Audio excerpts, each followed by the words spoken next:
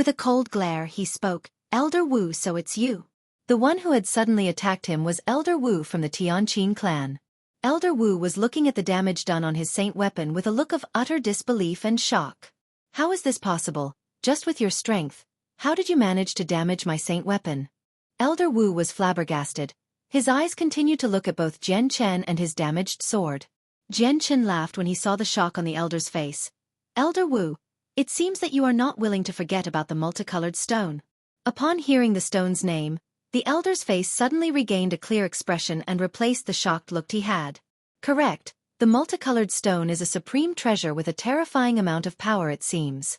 The sole reason you could damage my saint weapon as to be the work of the multicolored stone." With that reasoning, the elder's face grew calm once more as he stared darkly at Jian Chen. "Jian Chen, I am giving you two paths to choose from. The first path, I will pardon your life if you give me the multicolored stone.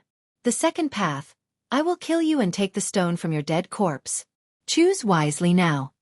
Jian Chen laughed coldly. He didn't feel inclined at all to answer the elder's options.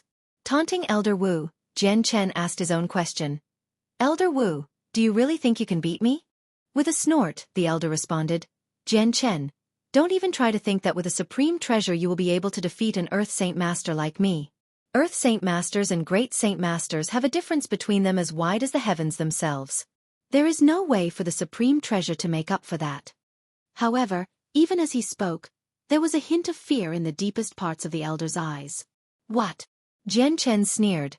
"Then today I'll show you how an Earth Saint Master can be killed by a Great Saint Master. This barrier dividing the two realms will be broken by me." With that, Jian Chen immediately charged at Elder Wu. "Humph, how arrogant. I doubt that as a third cycle Earth Saint Master, I will not be able to tame you." Elder Wu gave an explosive shout before the saint force within his saint weapon exploded with power and flew toward Jian Chen. Because of the azure and violet sword Qi, Jian Chen's sword had already been strengthened several times over, so Jian Chen did not fear Elder Wu's sword. The elder knew that Jian Chen's saint weapon was quite dangerous, so he tried to avoid a clash of blades. His giant sword had then suddenly diverted paths and avoided hitting Jian Chen's light wind sword before stabbing toward his chest. With a snort, Jian Chen maneuvered his sword so that it suddenly changed directions as if it were a viper. In mid-air, the sword diverted paths and chased after Elder Wu's sword. Jian Chen knew all too clearly that an Earth Saint Master was not that easy to kill. Even if Elder Wu were to dodge his sword, then the light wind sword would strike against his saint weapon. In that case, then it would bring a catastrophic amount of damage. Jian Chen's sword was fast enough that Elder Wu wasn't able to dodge it, so in the end, the tip of the light wind sword managed to strike against the broad side of the elder saint weapon. Ding! With a metallic clank, the light wind sword instantly pierced through the broadsword. With this damage to both the elder saint weapon and his health, the elder's face instantly went pale as he spat out a mouthful of blood. Immediately pulling back, Elder Wu flashed away from Jian Chen as he looked at Jian Chen with dread. "I didn't think that a supreme treasure would be so powerful for a barely great saint master to be able to bring about such a threat to an Earth Saint Master." Although his injuries were quite severe, the elder didn't have any thoughts about retreating. In his heart, he still believed that he had enough strength to steal away the supreme treasure from Jian Chen's hands. Jian Chen's figure disappeared in a blur and left behind only a small trace of himself as he flew towards Elder Wu at breakneck speeds.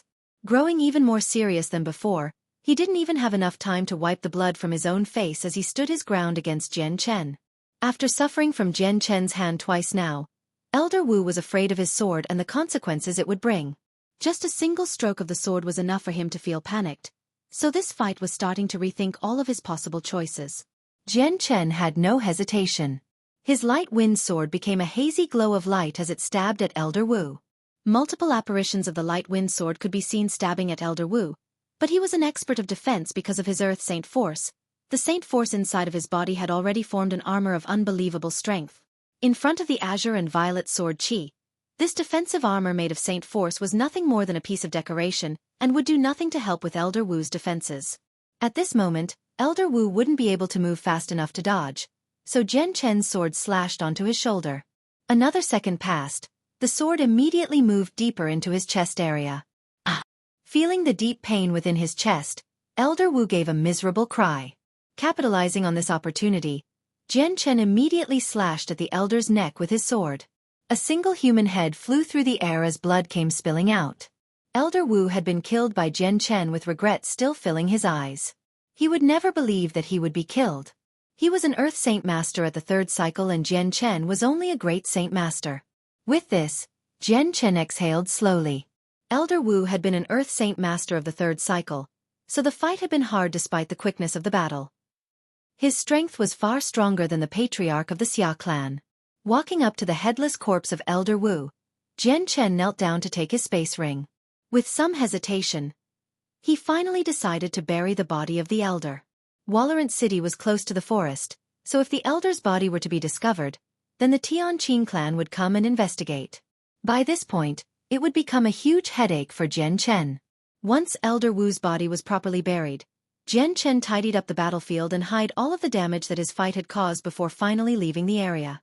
4 hours later, Jian Chen arrived at the mountain range. Finally sitting down on a huge rock, he began to calm his heart for a moment. Then, taking out 2 more Class 4 monster cores, Jian Chen began to cultivate. This mountain range didn't have a single magical beast in sight. Even the wild animals were rare to see along with any humans. Thus, Jian Chen could cultivate in peace. The energy within the monster cores began to flow into Jian Chen's body as he tried to filter out the berserk element within them. Almost as if by some magical force, the energy began to assimilate into his body, and then flowed into the azure and violet sword spirits. As the energy continuously flowed into Jian Chen's dantian for his light wind sword to absorb, the sword began to glow with a stronger light with each passing second. The procedure to making the breakthrough from a great Saint Master to an Earth Saint Master had already been documented and memorized by Jian Chen, so he could allow this part of the cultivation to proceed with ease. Making a breakthrough from a great Saint Master to an Earth Saint Master was a transformation of quality. A monumental amount of energy was required so that the Saint weapon would absorb far too much energy than it could contain. Then, the Saint weapon would explode into multiple fragments that would stay within one's body temporarily. Before the fragments disappeared, a large amount of energy would be needed to refine the fragments once more. The fragments would be reinforced and changed. In the end, they would be combined together once more. The Saint weapon would be condensed into a new version, thus transforming the Saint weapon as a whole. Chapter 283. Increase in strength while transforming the Saint weapon looked to be a simple task. In actuality, this process was one of extreme difficulty. If one's control was insufficient, then the Saint weapon fragments would disappear from one's body and turn them into a cripple. In some serious cases, when the Saint weapon exploded, the amount of energy would be enough for the cultivator to find himself waking up by the Yellow River with no life to return to. This process seemed to be quite easy in terms on paper, but this obstruction had caused many cultivators to be forced to stop before they could make the breakthrough. At the same time, it had also caused many cultivators to lose their lives. As a result, the success rate of a great Saint Master making the breakthrough to become an Earth Saint Master was 10%. Each and every single one of those who made the breakthrough were cultivation geniuses who were well known to many. Jian Chen continued to absorb the energy from within the monster cores at a steady rate. Then at last, the Saint weapon within his dantian had finally reached a point where it was shaking unstably.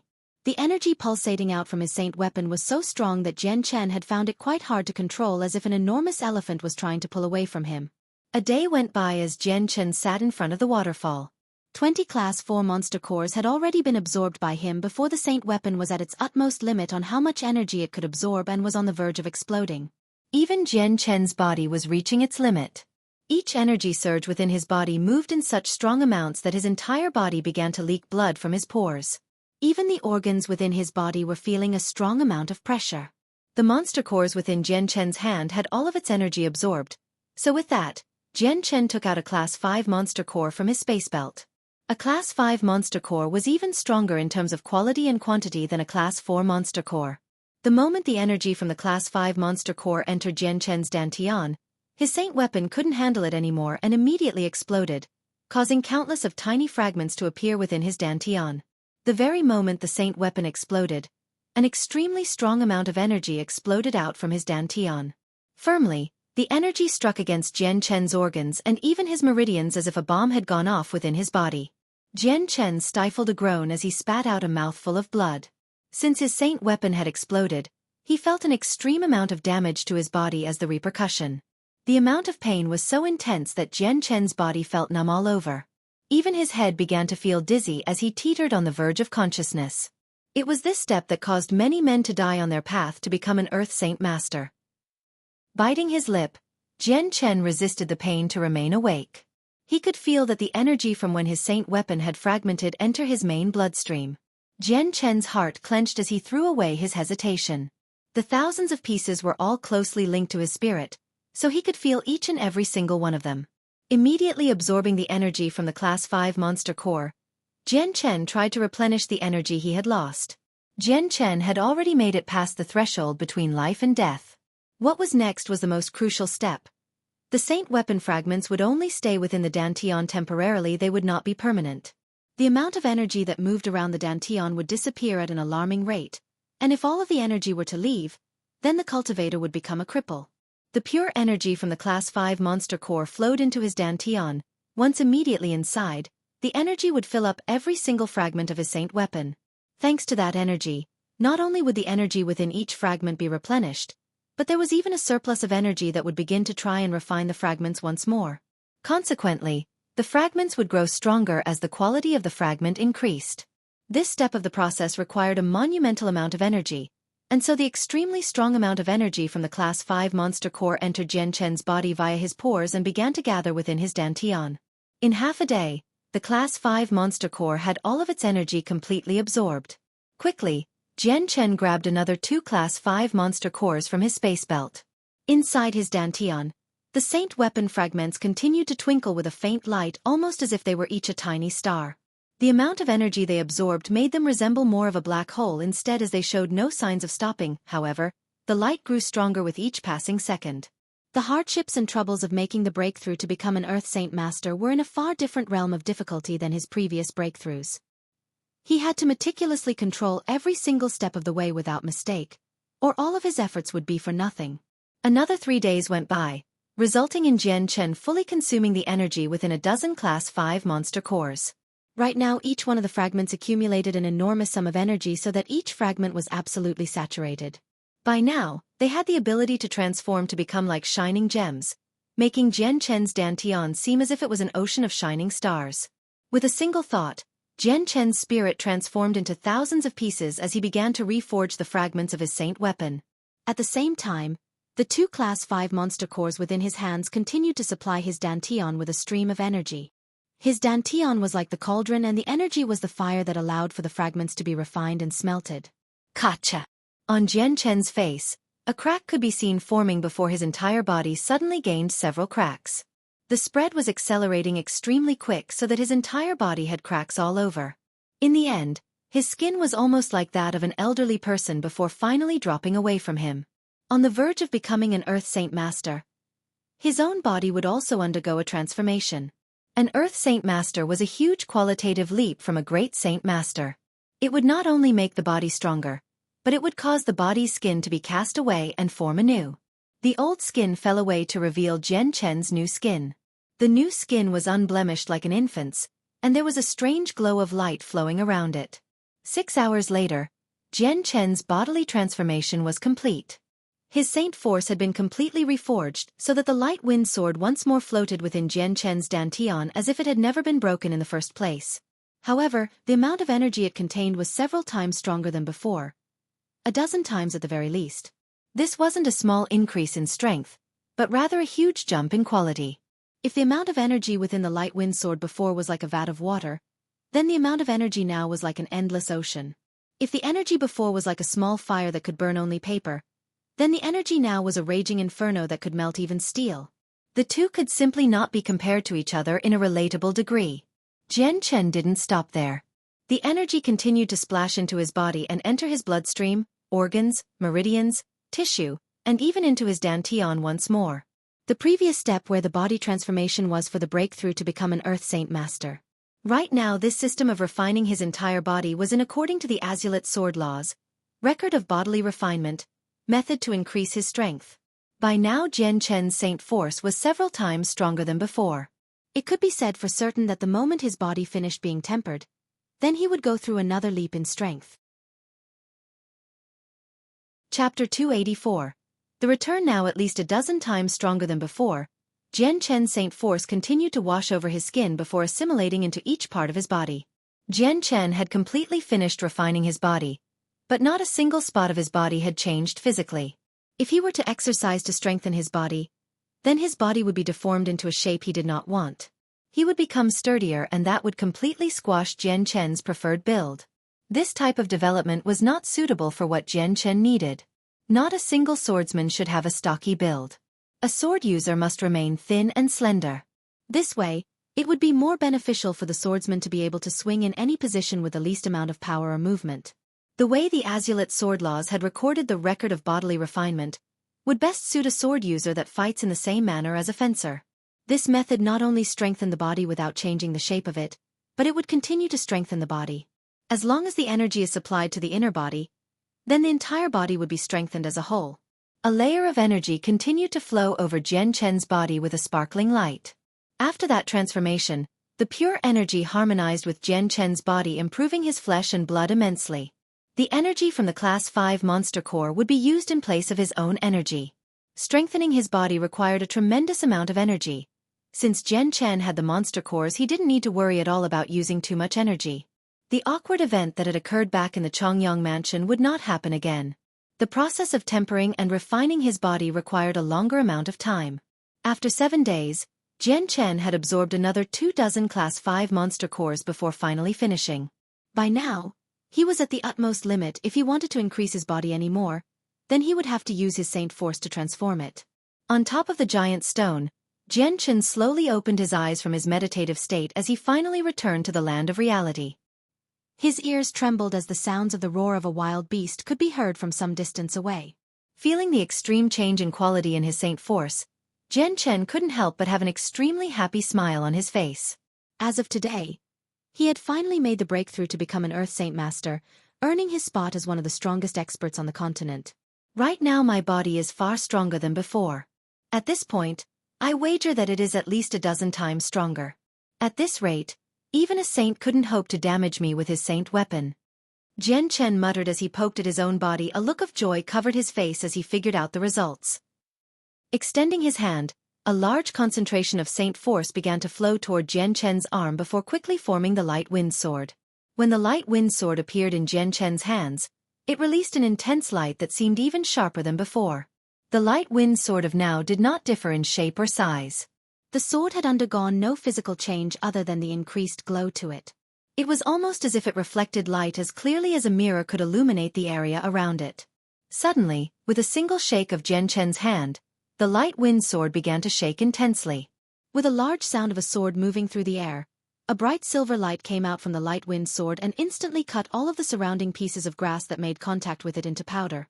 An intense glare appeared in Jian Chen's eye at that moment as his figure suddenly disappeared into thin air.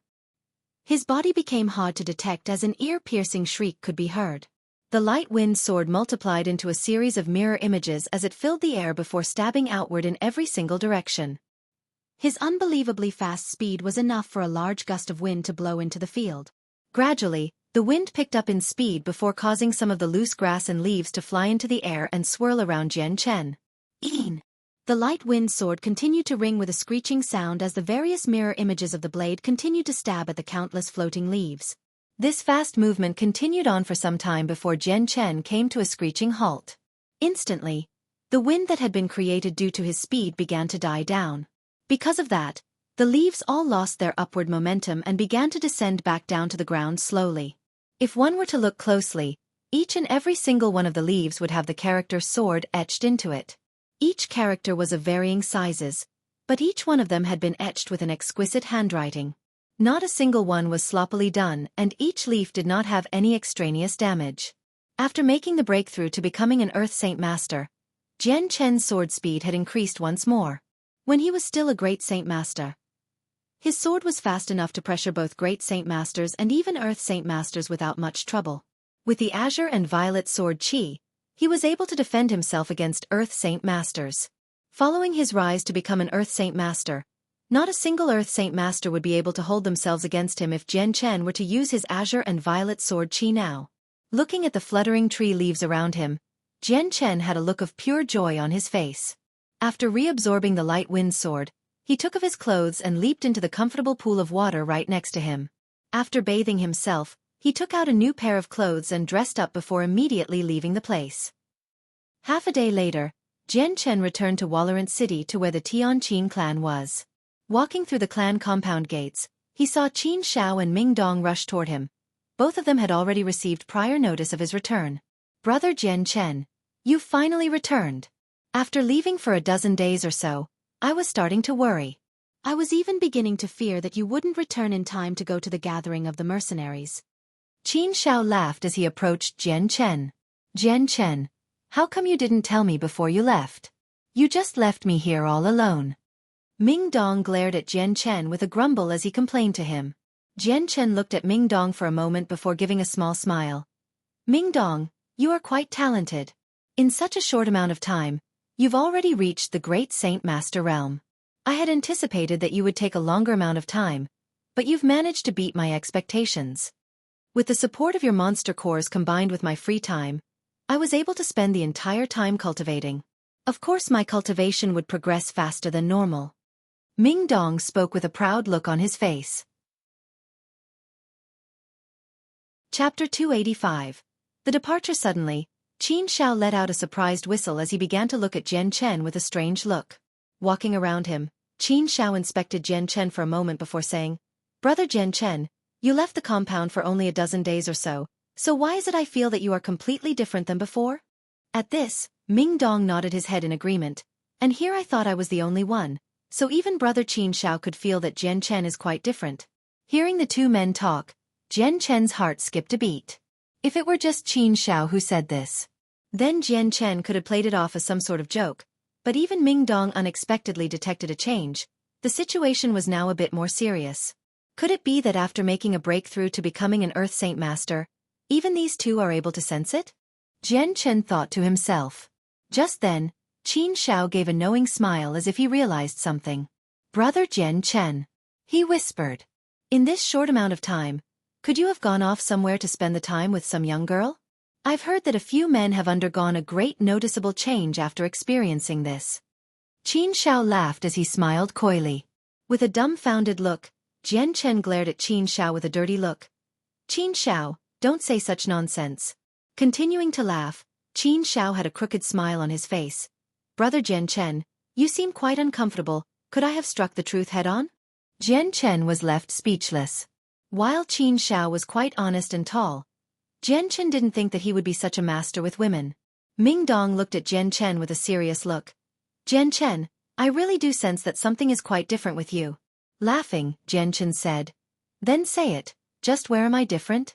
Looking closely at Jian Chen, Ming Dong began to circle around him like Qin Shao had done before, at last shaking his head. "I don't know." With a smile, Jian Chen said, "That's settled then. On an unrelated note, Brother Qin Shao, has the date for when we set off for Mercenary City been decided?" With this change in topic, Qin Shao straightened himself up. "The date has been decided. After 3 days, our Tianqin clan and several other strong sects within the Xueqi kingdom will travel to the other kingdom Xueqi kingdom is allied with to use their space gate. Oh. The amount of people participating in the gathering of the mercenaries is quite a lot." Jian Chen muttered. "Although there is going to be 100 people at the least going, only a few dozen of them are actually going to be participating. The rest of them are just bodyguards just in case something goes wrong during the gathering of the mercenaries." Qin Shao said. After the date had been discussed, Jian Chen and Qin Shao separated from each other. Leading Ming Dong back, Jian Chen returned to his own room. Closing the door, Ming Dong grabbed a chair to sit in before looking at Jian Chen with concern. "Jian Chen, it won't be long until the gathering of the mercenaries starts. It will be extremely dangerous there, and even Earth Saint Masters don't have a good chance to survive there. Do you realize this?" With a faint smile, Jian Chen replied. "Ming Dong, don't worry. If I plan on going, then I naturally understand the risks. Even if I don't make it within the top ranks, protecting my own life won't be much of a problem." Jian Chen was filled with confidence in himself. In the past, his strength as a great Saint Master was enough to be a threat against Earth Saint Masters. Now that he had passed the bottleneck combined with the assistance of the Azure and Violet sword spirits that could destroy Saint weapons, Earth Saint Masters were no longer a concern for him. "Very well then, I wish you all the best." The gathering of the mercenaries isn't a place I should participate in. Although my strength has reached the great Saint Master realm, will be a long time until I am able to qualify for such an event. At the very least, I'll accompany you to Mercenary City. Ming Dong knew that as a great Saint Master, he was not strong enough to participate. If he did, then he would only be sending himself to his death. After that, Ming Dong left Jian Chen's room, leaving him all alone to sit on his bed and focus on strengthening himself once more. Suddenly, a knock on the door could be heard as a white-robed middle-aged man slowly walked into Jian Chen's room. It was the patriarch of the Tianqin clan. The moment Jian Chen saw the patriarch, he immediately stood up from his bed and cupped his hands in salute. "I greet the patriarch." The patriarch had a small smile on his face as he walked in before his eyes looked at Jian Chen for a moment with a sudden stiffness. His eyes held a hint of shock as he couldn't help but speak out with a startled voice. "It is no wonder Xiao Er admires you so much. Not only is brother Jian Chen quite strong, but a genius at cultivation as well. Brother Jian Chen can't be any older than 25, yet you've already made the breakthrough in such a short amount of time to become an Earth Saint Master. How terrifying." Jian Chen's face didn't have any shock on it. This discovery of the patriarch was to be expected. After making the breakthrough, his entire body had underwent a transformation that allowed Ming Dong and Qin Xiao, who were both familiar with him, to be able to detect a change. The extremely experienced patriarch would be able to spot it right away. Patriarch Qin is too kind. This one came across some luck, and thus was able to succeed. Jian Chen bowed. "Brother Jian Chen, since you've only just made the breakthrough, there is a unique presence surrounding your body after the transformation. As long as one is quite sharp-sighted, they will be able to see it. This is not a good benefit for you during the gathering of the mercenaries." Producing a small book in one of his hands, the patriarch said, "This is a method of hiding your presence. After you learn this method, then you will be able to hide your presence so that you will not seem like an Earth Saint Master. In fact, it will hide your entire strength. This will undoubtedly be a great help to you in Mercenary City. After all, every portion of strength hidden is another hidden trump card to be held." Upon seeing this book of a method on how to hide one's presence, Jian Chen's eyes gained a joyful light to them. With a word of thanks, he immediately took the book from the patriarch's hands. "Brother Jian Chen, we will be leaving in 3 days, so I'll allow you to borrow it for 3 days. After that, please return it to me." The patriarch smiled kindly without the arrogance of an honored elder. Jian Chen nodded. "In 3 days, I will definitely return the book." The patriarch walked to a nearby chair to sit in with a look of hesitation. Then he looked at Jian Chen. "Jian Chen, I originally came here with a request. Might you listen to it?" Hearing the hesitation in the patriarch's voice, Jian Chen looked at him. "What matter might the patriarch have for me? As long as I have the ability to do it, then I will do my best to not shirk my duties." The patriarch became extremely serious as his eyebrows knit together in concern. "This task shouldn't be of any difficulty to you, but if by chance Xiao Er comes across some trouble in the competition, I implore brother Jian Chen to do his best to rescue my son if need be." Hearing that, Jian Chen laughed. "Patriarch Qin doesn't have to worry. Qin Xiao and I are like old friends. Even if the patriarch did not request this of me, I would still do it." "Is that right? Then I am relieved. Brother Jian Chen, please try to comprehend the hidden presence method quickly then. I will not disturb you any longer." With a sigh of relief, the patriarch quickly departed from his room. 3 days quickly went by as Jian Chen was quickly woken up by Qin Xiao early in the morning. Then with Ming Dong, the three walked to the main courtyard. By the time Jian Chen and the other two arrived, there was already plenty of people congregated together. Around half of the group were 70-year-old elders that Jian Chen had never seen before. Right in front of them were 4 large flying-type magical beasts perched nearby. From the look of things, these magical beasts were at the Class 3 magical beast level. Flying-type magical beasts were extremely rare treasures within the Tianyuan continent. Not only were flying magical beasts hard to capture, but not many people would dare try to tame them. Once the rider was in the air, their lives would be entrusted to the flying magical beast. If they were to go crazy thousands of kilometers in the air, then even an Earth Saint Master might not be able to survive. Could it be we are to sit on top of a flying magical beast? I've never rode on one before. Upon seeing the 4 magical beasts, Ming Dong cried out with some excitement. Chapter 286. Grand Elder, could it be we are going to ride a flying magical beast? I've never ridden one before. Seeing the flying-type magical beasts, Ming Dong had a look of excitement. Then a look of worry flashed across his face. I've heard that flying magical beasts oftentimes go out of control since their wild nature is stronger than any other magical beast. If by chance the magical beast throws us down from midair, then we would all be resigned to death. A blue-robed youth from not too far away looked down on Ming Dong with a look of despite before sneering at him. Humph, how cowardly. If you do not wish to ride the flying magical beast, then don't, no one is forcing you. Hearing this, Ming Dong stared at the youth with an angry stare, but before he could say anything, the youth opened his mouth once more. What? Did you wish to fight? Come then, try and hit me. The youth was overly haughty and didn't even see Ming Dong as his opponent at all. Furthermore, he completely ignored Jian Chen, who was right by Ming Dong's side.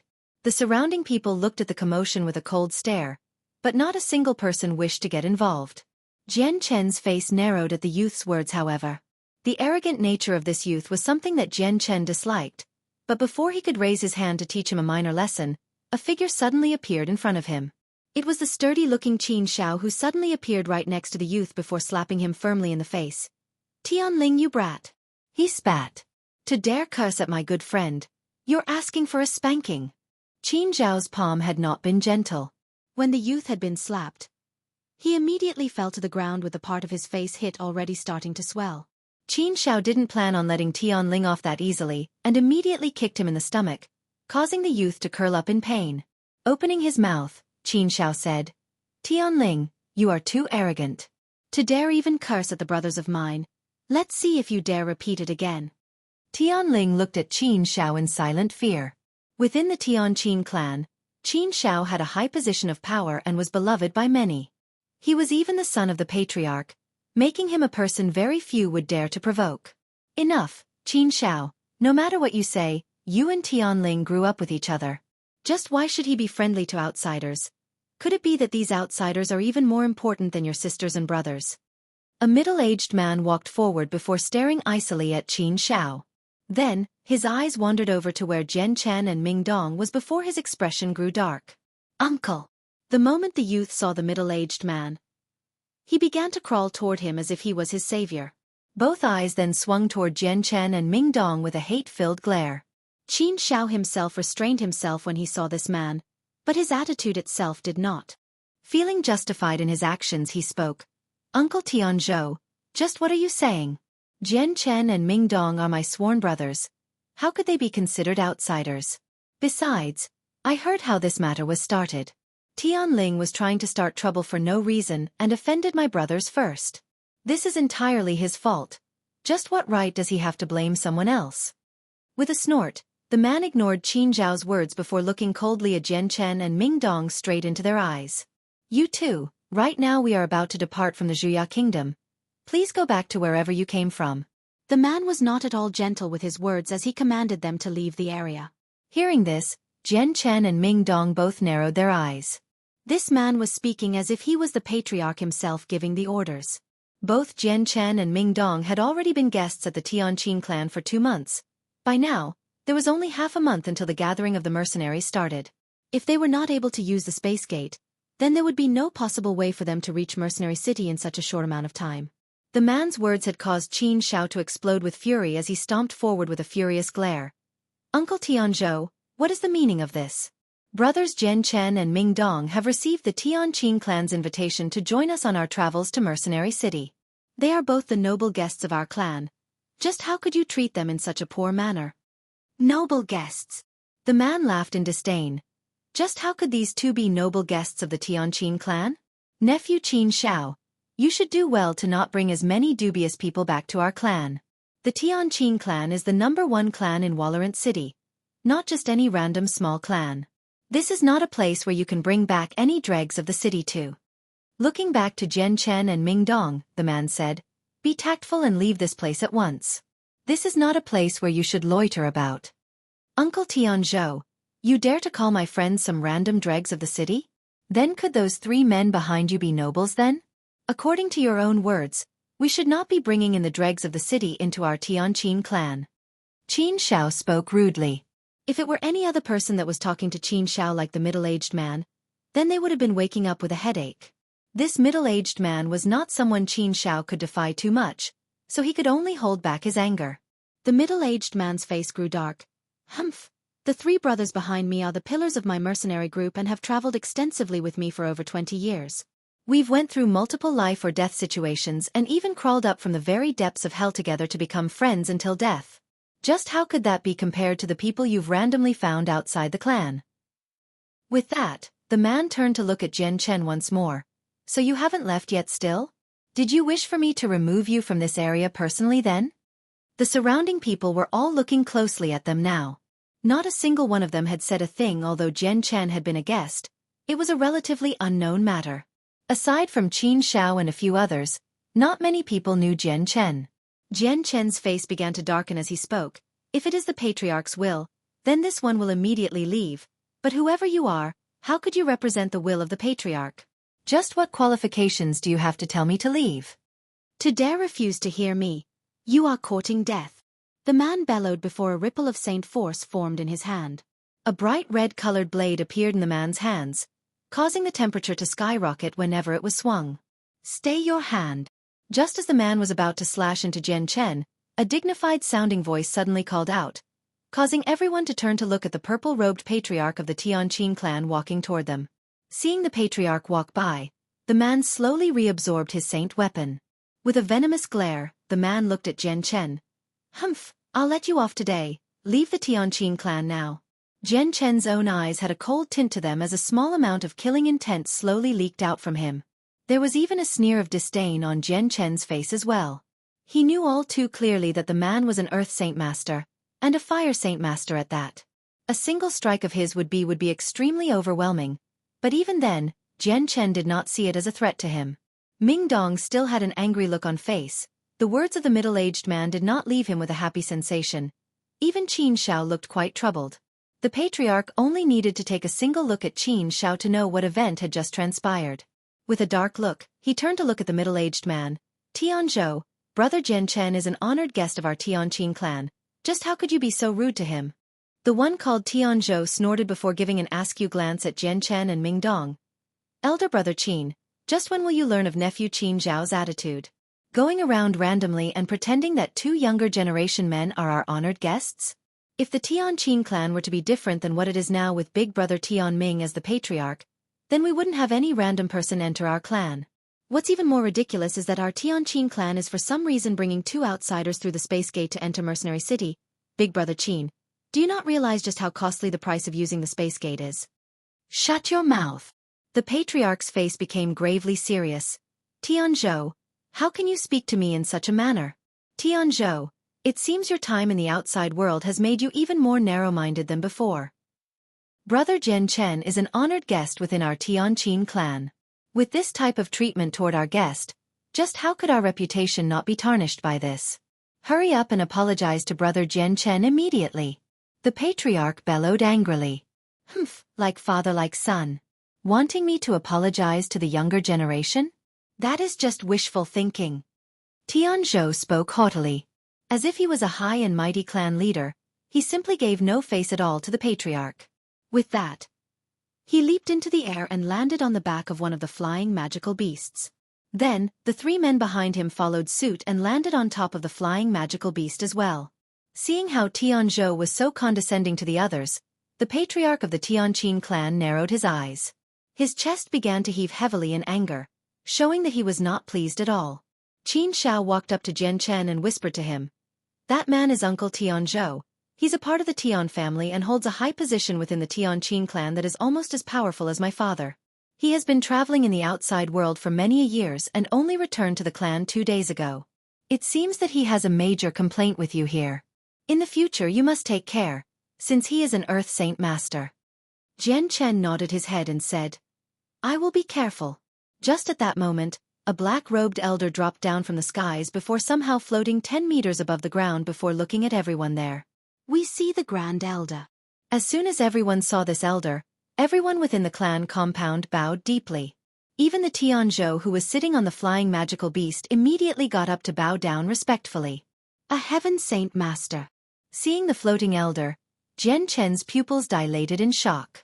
This Tianqin clan had unexpectedly had a Heaven Saint Master expert. The elder looked at both the patriarch of the Tianqin clan and Tianzhou before looking at the nearby Qin Shao with a kind smile on his face. The moment his eyes landed upon Jian Chen, there was a look of extreme disbelief, but that was quickly hidden away from his eyes. Exhaling, the elder's gaze grew complicated once more. Regret could be seen along with rejoicement, but then even an eager expectation could be seen, causing people to be confused. Tianzhou, Qin Yisheng. The elder spoke. I am at the Grand Elder's command. The patriarch and Tianzhou both spoke out. The very first teachings of the Tianqin clan passed down from our ancestors are something you two should understand. In the case that the two of you are trying to split the Tianqin clan, then a serious punishment awaits the both of you. The elder spoke calmly, but when the two men heard those words, their hearts shook with fear. The Grand Elder needn't worry. We adhere to the ancestors' teachings and will defend the feelings of the Tianqin clan. The patriarch said. Tianzhou bowed his head. I, Tianzhou, respect the ancestors' teachings and will strive to protect the clan's feelings. Good. The elder nodded his head. Is everyone here? Everyone is here, Grand Elder.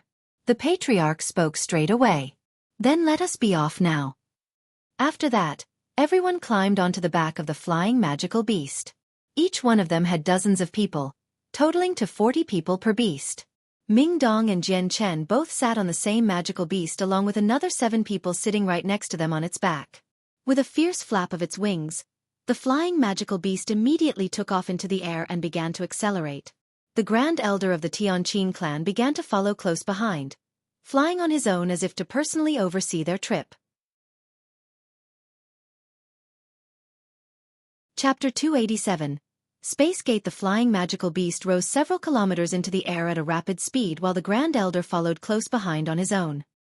He was there to protect them all in the case that a flying magical beast went out of control. Although this was not a common occurrence, the majority of these riders were members of the Tianqin clan and were the future of the clan. There was no way the Grand Elder would want them to come across an accident.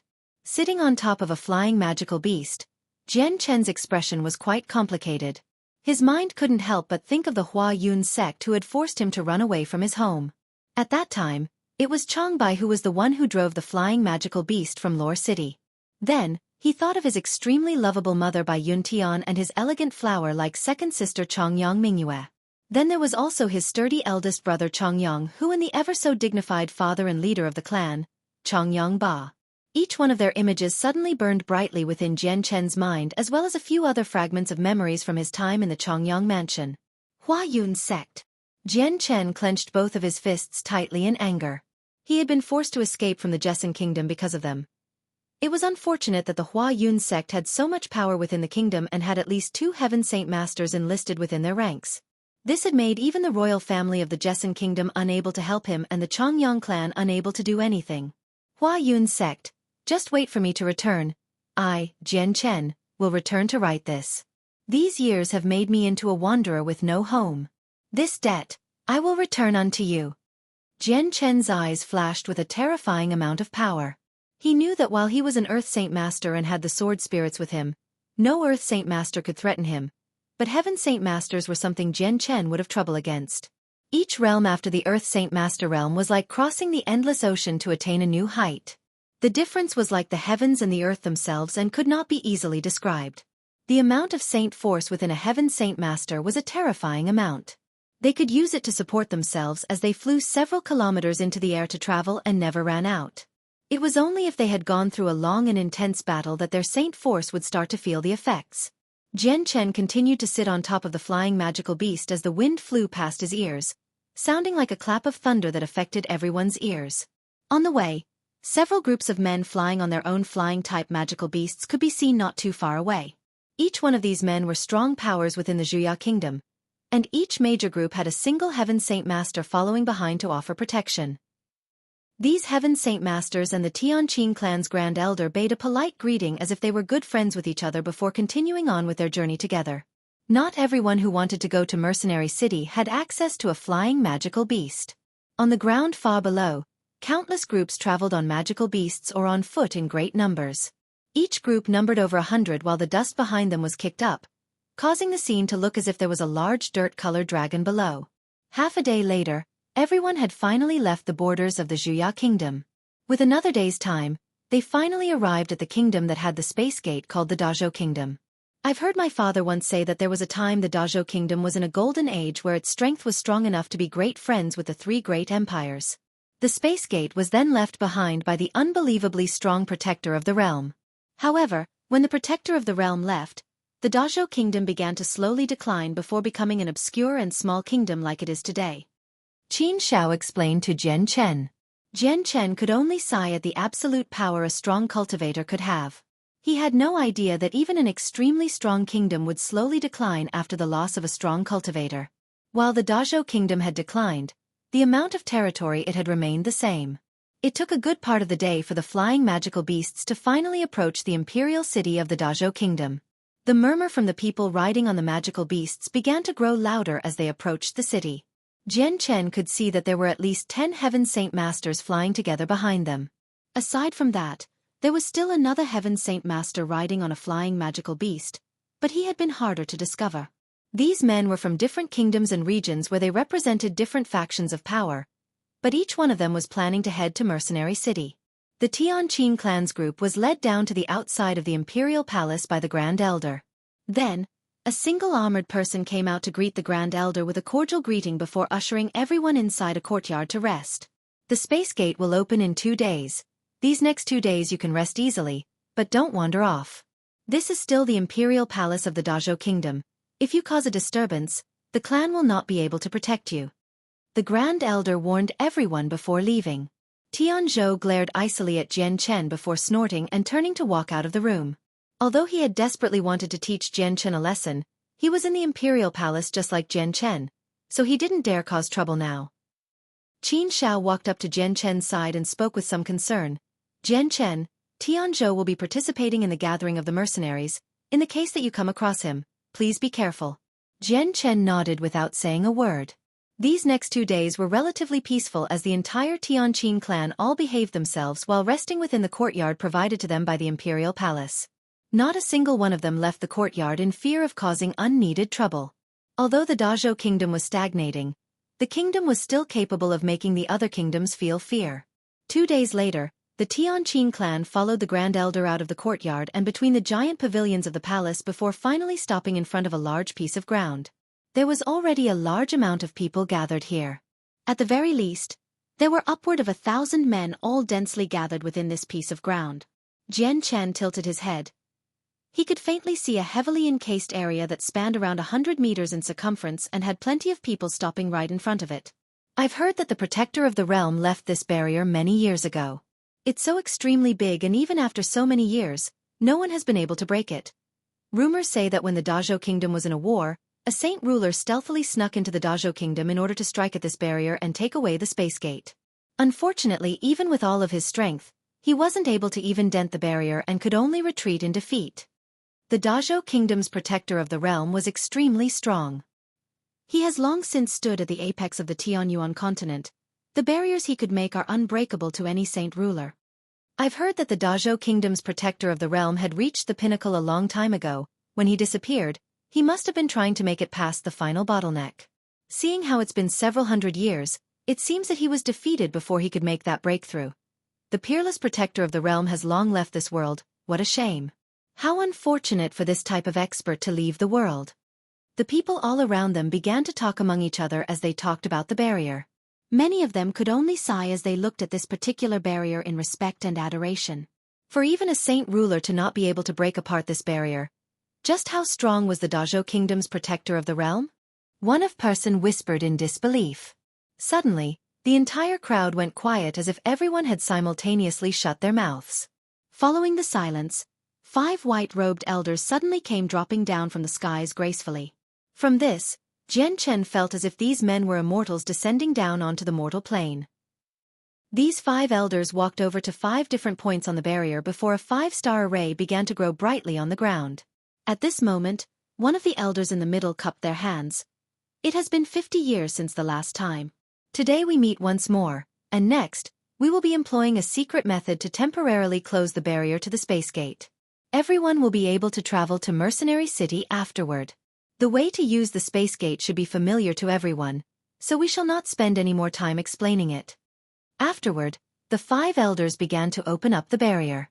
One by one, men began to slowly move forward into the large ripple of energy that was the space gate. Just like that, each one disappeared from sight. Quickly came the Tianqin clan's turn. At this moment, Jian Chen could finally see the space gate that was hidden at first by the barrier. The space gate was 3 meters tall, and the energy that was moving around the space gate was strong enough to distort the space around it. The area didn't seem very stable, and the light was shining out in intense rays with a mysterious glow. Underneath the space gate was a mysterious matrix with several Class 5 monster cores at certain points of the matrix. Each supply point of these monster cores had supported the space gate when it opened. This was a type of portal that allowed one to travel through space and link 2 different places, and could be used to cross over the endless ocean. Chapter 288. Arriving at Mercenary City, the space gate was open for use, but it was not free of charge. Every single person had to hand over a few Class 5 monster cores. While the numbers varied, the average person only handed over a single Class 5 monster core in the end. This type of entry price would have made the Xia clan and the Tianhua sect in the Blue Wind Kingdom find it hard to pay. But this was where multiple experts of various kingdoms gathered, accompanied by Heaven Saint Masters. A few Class 5 monster cores wasn't something they would see as expensive. The Tianqin clan had 40 men in attendance, but over half of them were only bodyguards for the trip. So in truth, there were only 10 or so men actually going to Mercenary City. The Grand Elder led the group to the space gate and swept a glance at the men behind him, before passing several Class 5 monster cores to the Heaven Saint Master standing watch. There are 9 men total here, and we have 9 monster cores as well. The Heaven Saint Master from the Dazhou Kingdom took the monster cores with a smile. You may enter. I hope that you will have a satisfactory competition. The Grand Elder spoke a few more polite words with the Heaven Saint Master before walking through the space gate. With a single step, he was able to cross thousands of miles to the other side of the Tianyuan continent. Afterwards, Jian Chen and Ming Dong followed behind Qin Shao in succession through the space gate. Aside from the Grand Elder, Tian Zhou and his 3 mercenary friends, Ming Dong, Jian Chen and Qin Shao, there was one other cold-looking middle-aged man. He wore a black robe, and had a face that seemed as if it had never once smiled before. Both of his eyes were exceptionally cold as they flashed with a dangerous gleam. Jian Chen, that man is called Qin Zhu. However, he is not a direct descendant of the Tianqin clan. He was an abandoned infant from the outside world picked up by my father.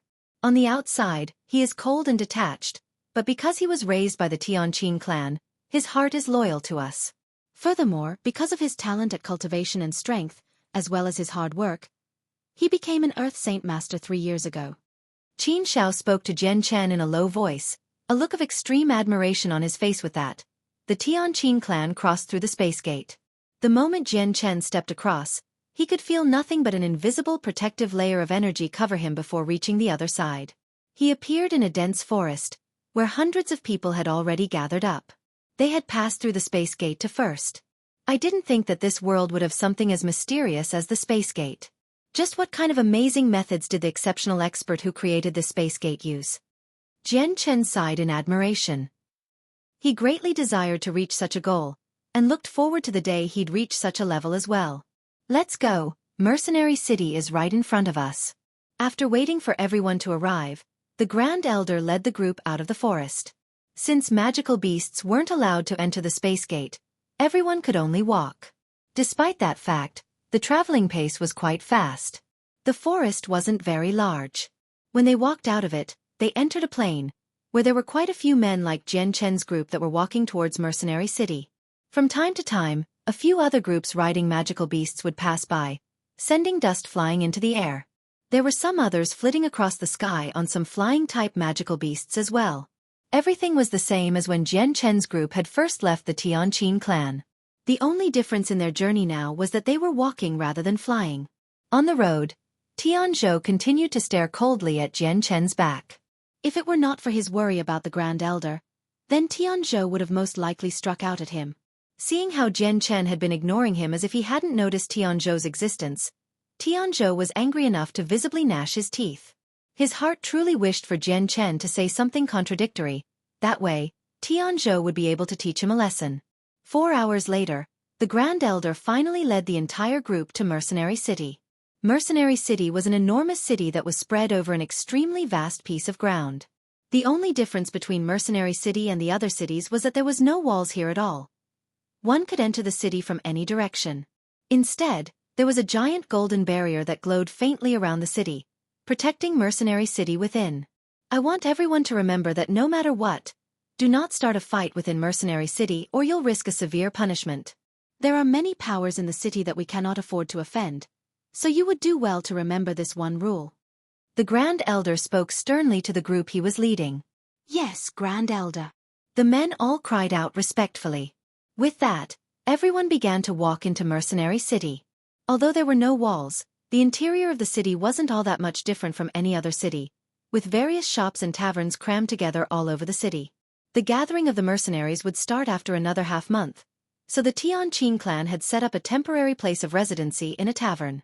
The next day, Qin Xiao, Jian Chen, and Ming Dong all left to take a stroll around the city. The Grand Elder had disappeared by the second day, just like he had when they were back in the imperial palace of the Dazhou Kingdom. No one knew where he went, but he hadn't restricted anyone from going anywhere. The next few days were rather calm, but more and more people began to flow into Mercenary City. Every single inn was completely filled with men, and there were even many tents set up outside the city. In a flash, half a month had gone by. Early that morning, the Grand Elder finally appeared in front of the Tianqing clan once more, and led the group to the center of Mercenary City. Ming Dong, take the next few days to rest and be careful. Jian Chen called out to Ming Dong as he left. Ming Dong nodded his head before clapping him on the shoulders. I understand. Make sure you come back safely. I'll be waiting for you. The Grand Elder turned to look at Ming Dong. Mercenary City is an extremely safe city. You will never find a city safer than this one. Just remember, do not start a fight within Mercenary City no matter what, or else no one will be able to save you. I thank the Elder for the warning. Ming Dong cupped his hands together respectfully. The group quickly arrived at the center of Mercenary City. It was an extremely large plaza, but it had already been filled to many people to count. Jian Chen could only guess there to be at least 100,000. In the middle, there was a 50-meter-tall tower with a single vivid and lifelike sculpture of a middle-aged man. There was a mysterious charm to it that made it seem as if a real person had been petrified. Its finger pointed toward the distant horizon, as if trying to penetrate the heavens. The entire area around the sculpture, quite a few elders, as well as some middle-aged men with extraordinary presence, looking at the sculpture with both great respect and a hint of fear. Could it be that this sculpture is of Mercenary City's founder? I've heard that the founder was a person of unbelievable strength, and has even been said to be a paragon under the heavens. It was said that nobody was able to rival him. Unfortunately, he has gone missing for many years.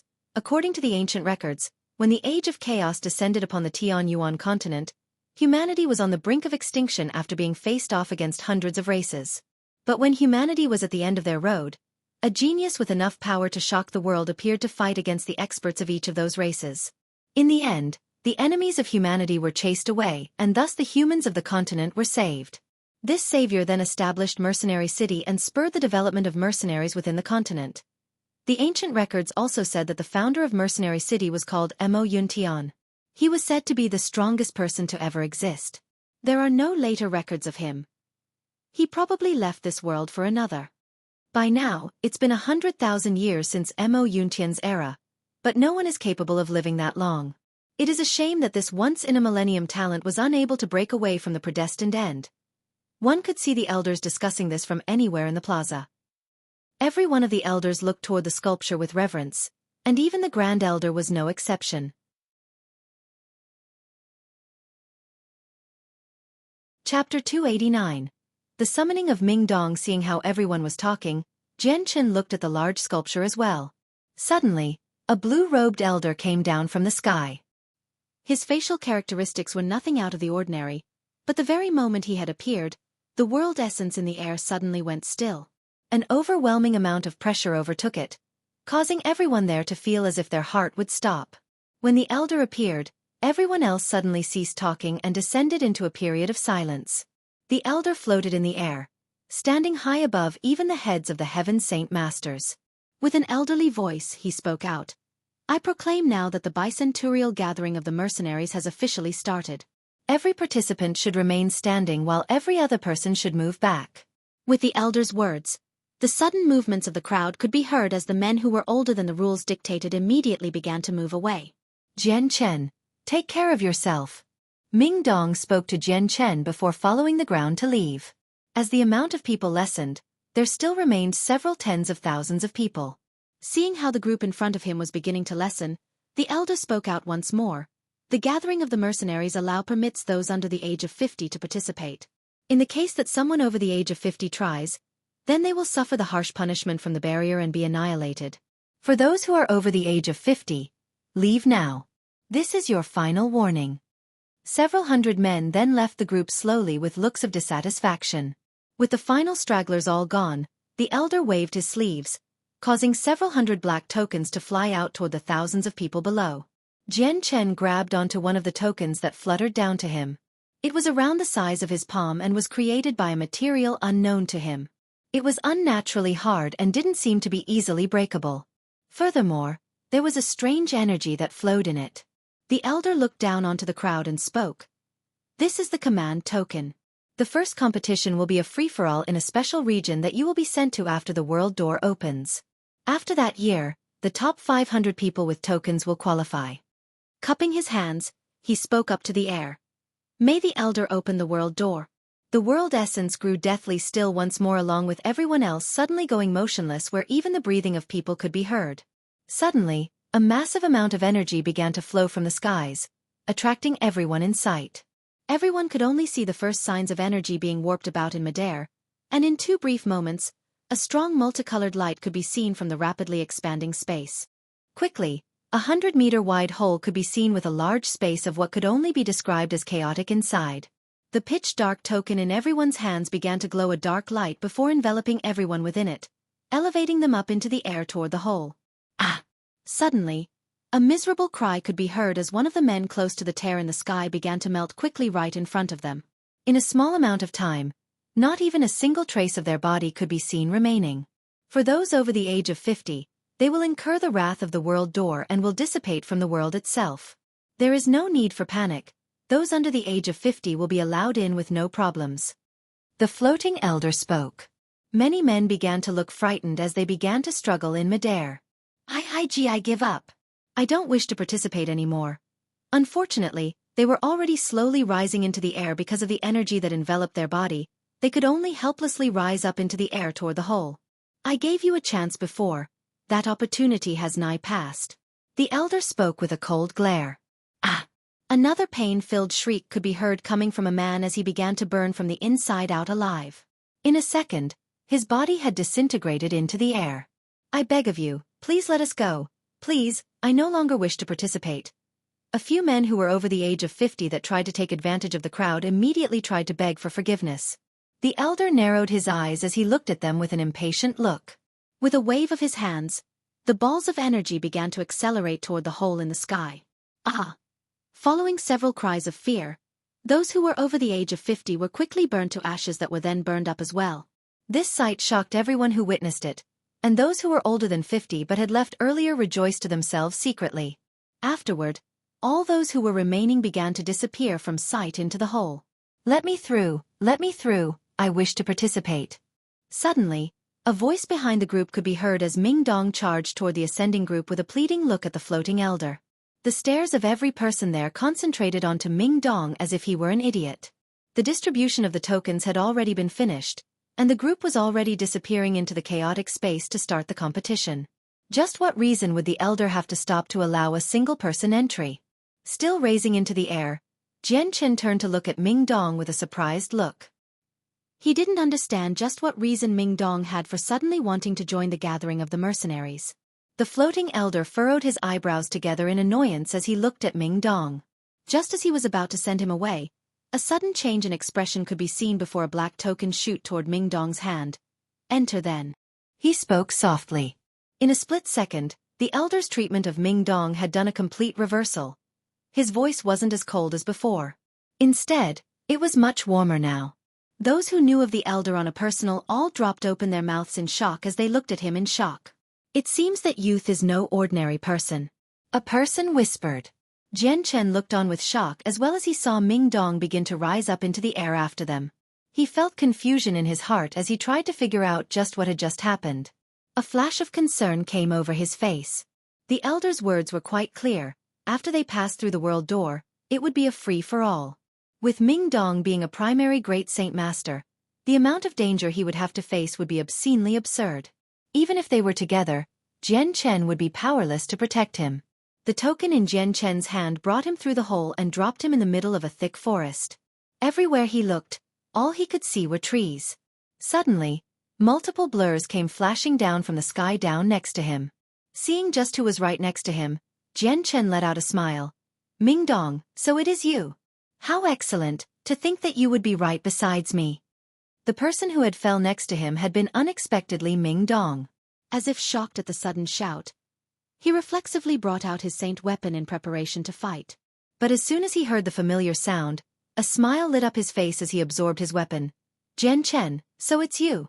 This is great, with us two combined, we'll definitely be able to forge ahead. Ah, Ming Dong, weren't you against participating in the gathering of the mercenaries? Why is it that you've suddenly changed your mind?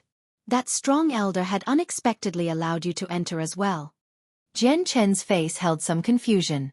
Hearing this, Ming Dong's face went blank. Even I don't know why I suddenly decided to participate. I felt as if someone was calling me here and the feeling was growing stronger and stronger. In the end, I suddenly found myself unable to control myself before coming here. What, you felt someone calling you? Then can you still sense the calling right now? Jian Chen was shocked at this strange development. Ming Dong closed his eyes to concentrate before nodding slightly. I can still feel it, but the call is much weaker than before. Jian Chen narrowed his eyes in thought. Then can you sense where the call is coming from? From the east. Ming Dong pointed. Jian Chen looked toward the direction Ming Dong was pointing with a thoughtful glance. Then let's go there and see just what is calling you. With that, Jian Chen and Ming Dong began to walk toward the east. The place Jian Chen and Ming Dong were in was an isolated mountain range with a sinister environment as multiple poisonous insects and vipers could be found. Suddenly, Ming Dong's body plunged into the earth. He had unexpectedly stepped into a barely visible swampland. Ming Dong slapped at the swamp in order to fly out, but before he could move, his face suddenly winced. Something has bitten onto my leg. Help me! With great shock, Jian Chen immediately grabbed onto Ming Dong's shoulders. Ming Dong immediately flew into the air, and at the same time, a poisonous viper as thick as Jian Chen's head followed after him with both of its fangs clamped tightly onto Ming Dong's legs. Jian Chen's eyes flashed as he brought out his light-wind sword. With a quick slash, the snake was cut into several pieces, causing blood to rain down below. Jian Chen caught Ming Dong as he fell from the sky. Although the snake had been cut apart from him, the head of the snake was still attached to Ming Dong's legs. With another wave of his hand, the sword in his hand flashed once more before splitting the snake head in two. As for the area where the snake had bitten, the venom had already entered Ming Dong's wound, turning the immediate area around it blue while rapidly spreading. Ming Dong took out a white bottle from his space belt and began to sprinkle the area around it while muttering. It's a good thing I bought some antidote from Wallerant City. This type of antidote is quite famous around the continent that can cure hundreds of poisons. The only bad thing about it is its price. Jian Chen looked at the wound on Ming Dong's leg. Are you able to walk then? After treating the poison, Ming Dong began to flex both of his legs before smiling. It's a good thing the wound isn't too deep. There is no problem. Let's keep moving. Be careful then, we'll keep going, but we don't know what's in this place yet. There's still plenty of people we have yet to see. Jian Chen said. Wait a moment. Ming Dong walked up to the carcass of the snake before cutting it open. Extracting a monster core from it, he laughed. This type of stuff shouldn't be thrown away, or else it would be a waste of money. Jian Chen couldn't help but laugh. The snake was only at the Class 3 level, so a Class 3 monster core was not something he had thought to be valuable. After this harrowing experience, the two continued on their journey with caution. Although they were very cautious, the hidden dangers of the area continued to surprise them as they continued. The areas that seemed to be solid ground turned out to be swamps that acted like quicksand. Even Jian Chen had been victim to this several times, but he had been able to quickly escape. While in the mountain range, they would come across a few magical beasts. Most of them were Class 3 or Class 4 magical beasts, and the majority of them were quite poisonous. Jian Chen and Ming Dong continued forward for another half-day before Jian Chen suddenly halted. His ears began to tremble as he waited for movement. After a moment, Jian Chen let out a smile.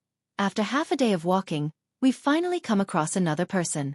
This place is quite large for us to take this long to see a person if there are several 100,000 people here. Jian Chen, there's someone nearby?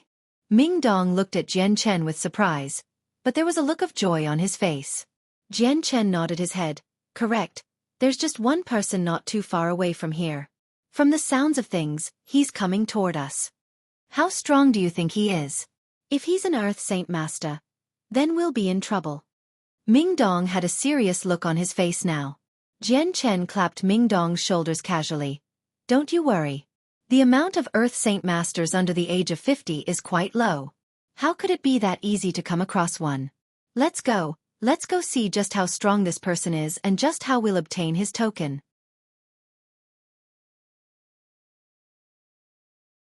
Chapter 290. True Sword Qi. Jian Chen and Ming Dong continued to walk.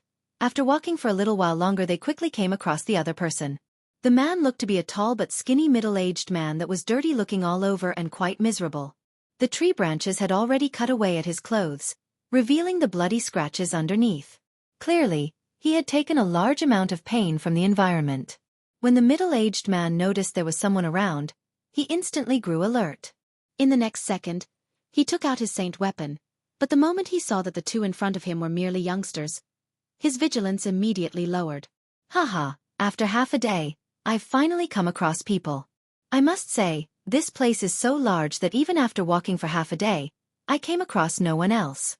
Just how strong of a person does one have to be to create such a place like this? The middle-aged man brandished his sword with a smile. His face had slackened as his eyes stared at Jian Chen and Ming Dong with a strange glint. Jian Chen laughed as well before saying, That's right. This place is truly large. After walking for half a day, we've finally come across a lone person. It seems that we were fated to meet. Fellow brothers, just what is your name? The man began to smile in a seemingly harmless way. Seeing how we have never met before, it would be inconvenient to tell sire my name. Jian Chen laughed. Fine then. The man replied casually. Looking to and from Jian Chen and Ming Dong, this gathering of the mercenaries isn't a good place to be.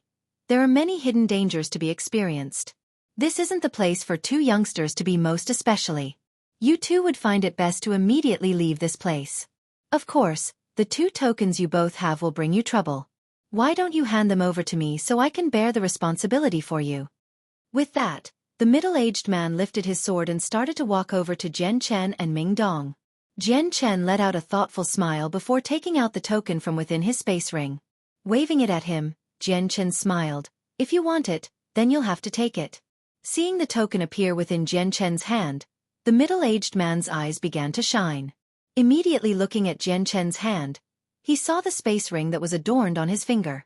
A space ring! The man cried out in shock. Growing serious, his eyes couldn't conceal the pure greed behind them. No, little brother. That space ring currently in your possession will bring you trouble as well. Why don't you hand both the space ring and the token over to me?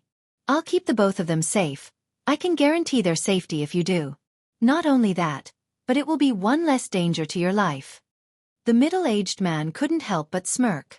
Even his voice began to tremble at the sight of the 2 prizes in front of him. To him, Jian Chen and Ming Dong were both easy targets because of their age. No matter how strong the 2 might be, he was already dead set on pursuing them. Jian Chen laughed involuntarily before looking at the man in the eye and sneered. You couldn't even cheat a 3-year-old child with your words. You must be rotted in the brain to think that we are such idiots. Ming Dong cursed at him from the side of Jian Chen. The man's eyes began to flash dangerously as he revealed a cold smile. Fellow brothers, I was only just thinking what was best for you. Those items aren't safe on you. With that, the man walked even closer so that he was 10 meters away now. With a giant sword in his hand, it began to radiate energy as he began to prepare to attack. Jian Chen looked with disdain at the man. He was only a peak great saint master. Someone not worth being worried about. The items are in my hand. If you have the ability, come and take them. The man's eyes flashed dangerously as he laughed. So it seems you two are quite obstinate.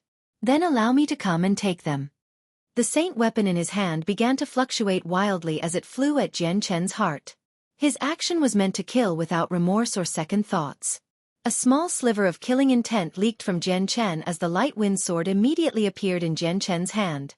In another moment, the sword disappeared in a flash and broke the other man's saint weapon with a large metallic sound. With his saint weapon broken, the man spat out a mouthful of blood as his face grew white before falling to the ground.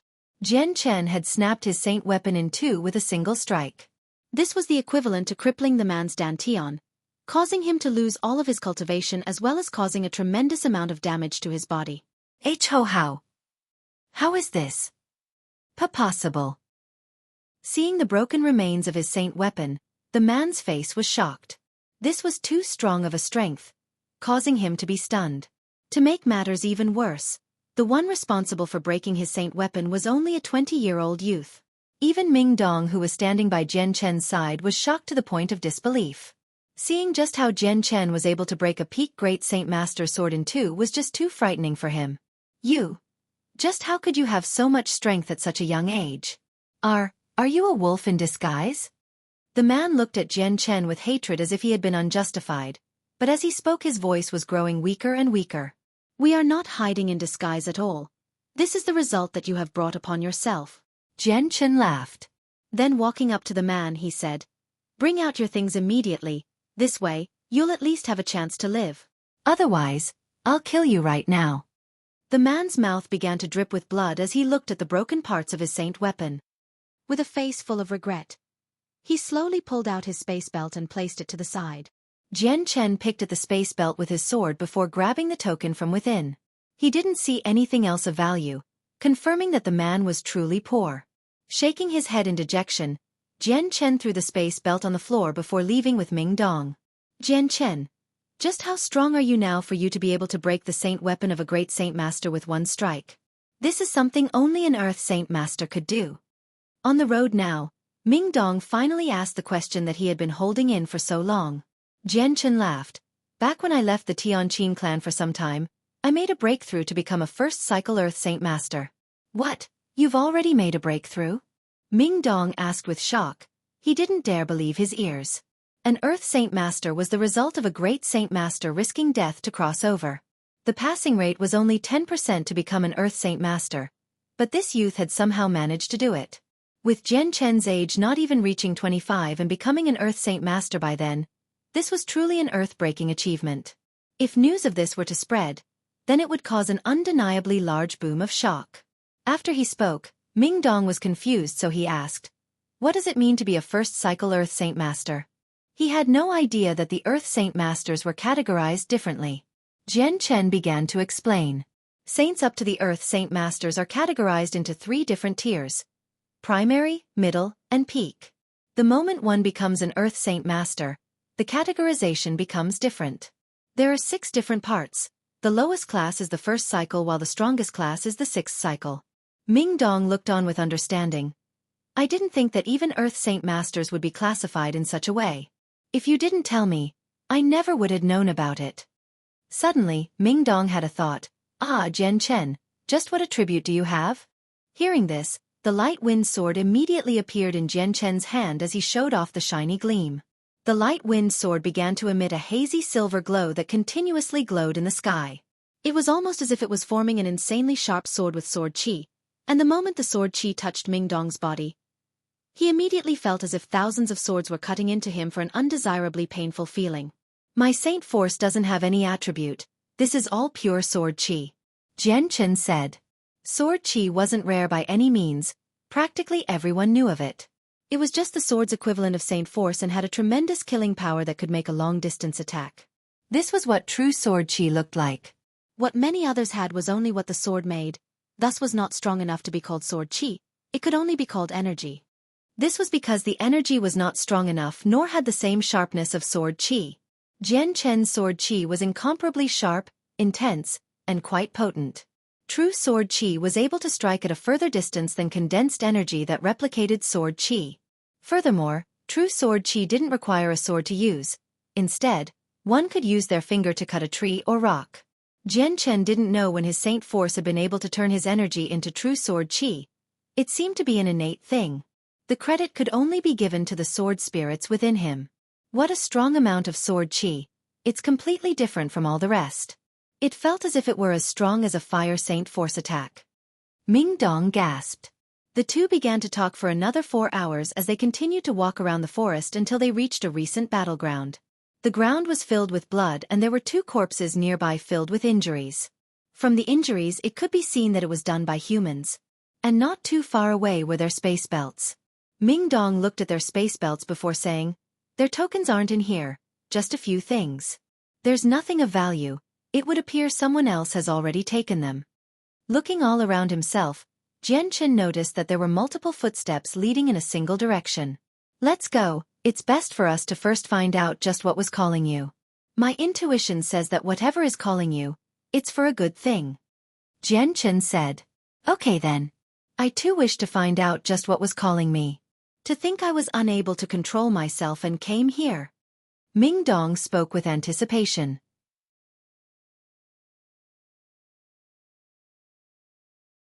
Chapter 291. Approaching the destination, the 2 men continued to walk through the mountain range. On the road, they came across the dead corpses of several magical beasts. Occasionally, they would see the corpse of one of the participants. Both were killed by men, and their bodies were stripped of anything of value. Ho! Suddenly, the sound of an enraged roar could be heard. By the sounds of it, it was currently fighting with several men as it roared at them. Looking toward the origins of the sound, Jian Che said, "There's someone fighting against a magical beast over there. It seems to be quite far. I estimate the distance to be at least 10 kilometers. With a small moment of hesitation, Jian Chen said, "We would do best to be on our way. There is a year until the competition ends. That is plenty of time. Right now, collecting tokens is quite strenuous, so let's wait for the tokens to be collected in large amount by a small number of people.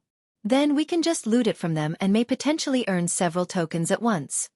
Ming Dong had no objections to Jian Chen's proposal. Afterward, the 2 continued on their way without wanting to find any more trouble.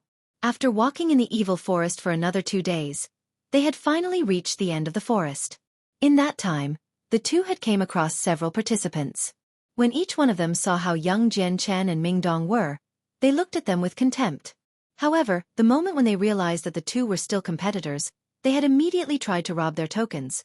But in the end, they had their tokens stolen instead. For those people, Jian Chen had killed half of them and let the other half go. For those who had tried to kill Jian Chen and Ming Dong, Jian Chen had mercilessly killed them.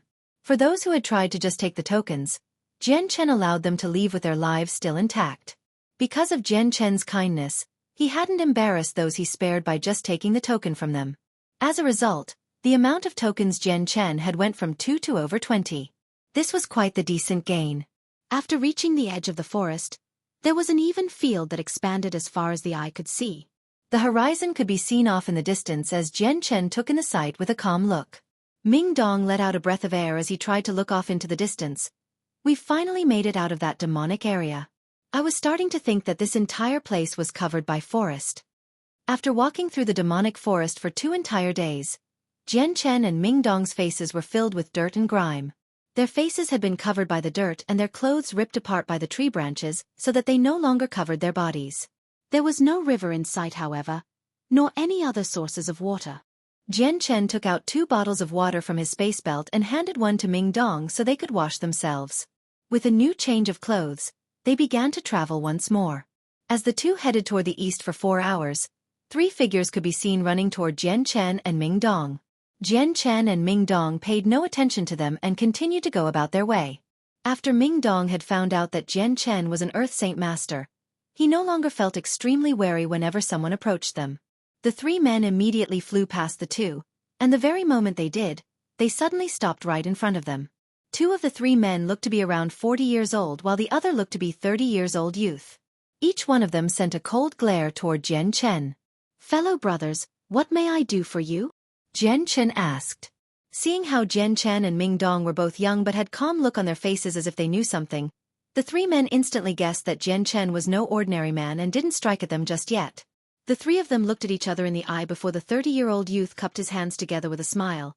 "I can tell fellow brothers are not ordinary people, but in the end, you are only 2 people.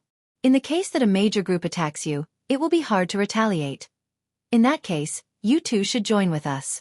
We will be able to unite and increase the chances of survival drastically.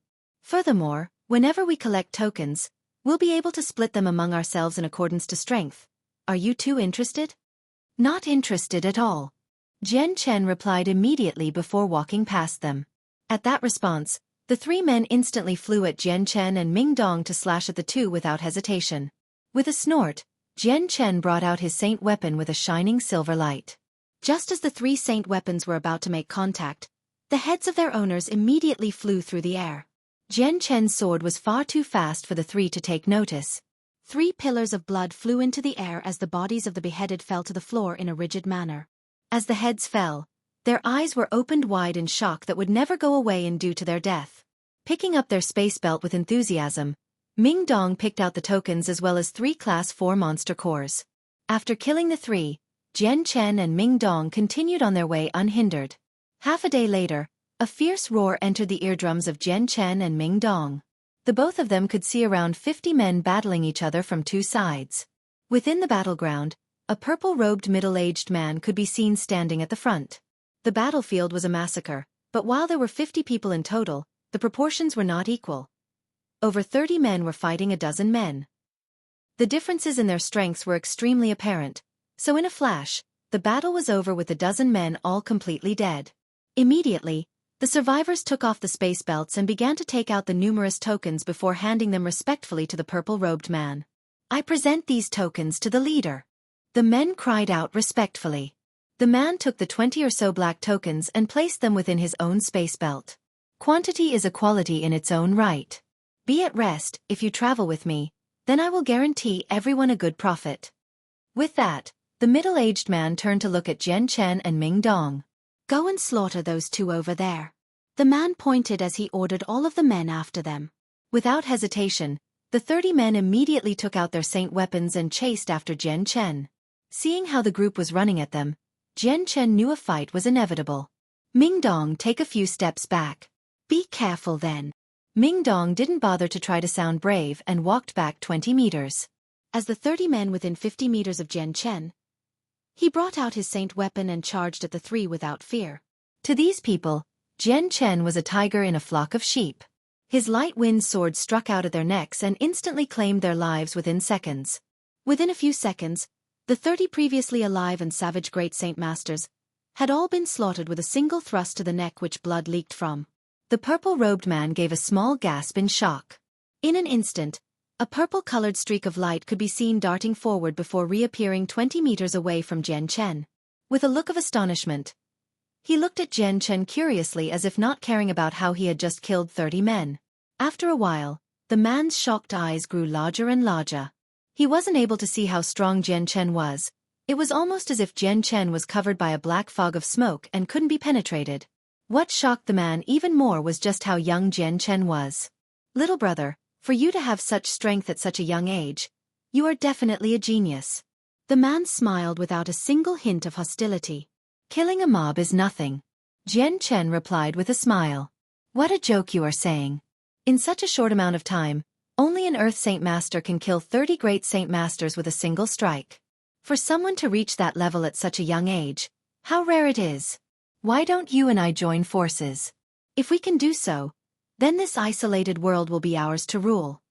The man's face was quite kind as he smiled at Jian Chen. My apologies. Jian Chen replied instantly. AI. With a sigh, the man disappeared in a streak of purple light after looking at Jian Chen with a sad look. Jian Chen didn't bother to chase after him since he had no intentions of getting the tokens at all. Jian Chen, that guy just now looks pretty strong. Isn't he an Earth Saint Master? Ming Dong said as he watched the man run. Nodding his head, Jian Chen said, correct. He is an Earth Saint Master. It seems that he didn't feel confident and decided to flee. Well then, let's continue on our way. Countless battles were occurring throughout the plains. Each battle contained various sizes of men and magnitude. By now, the competition had plenty of people uniting together seeking solo targets. In the next 3 days, Jian Chen and Ming Dong walked through the plains slowly. The two of them tried to hasten their way toward the direction of whatever was calling Ming Dong. Never once did they try to initiate a fight, But oftentimes Jian Chen had killed several of the competitors while simultaneously taking their daily harvests of tokens. By this point, the amount of tokens Jian Chen had numbered over the hundreds. After crossing the plains, Jian Chen and Ming Dong found a sinister-feeling mountain range.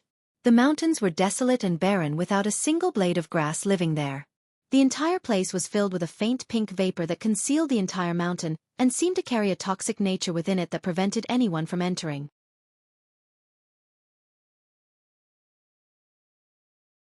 Chapter 292.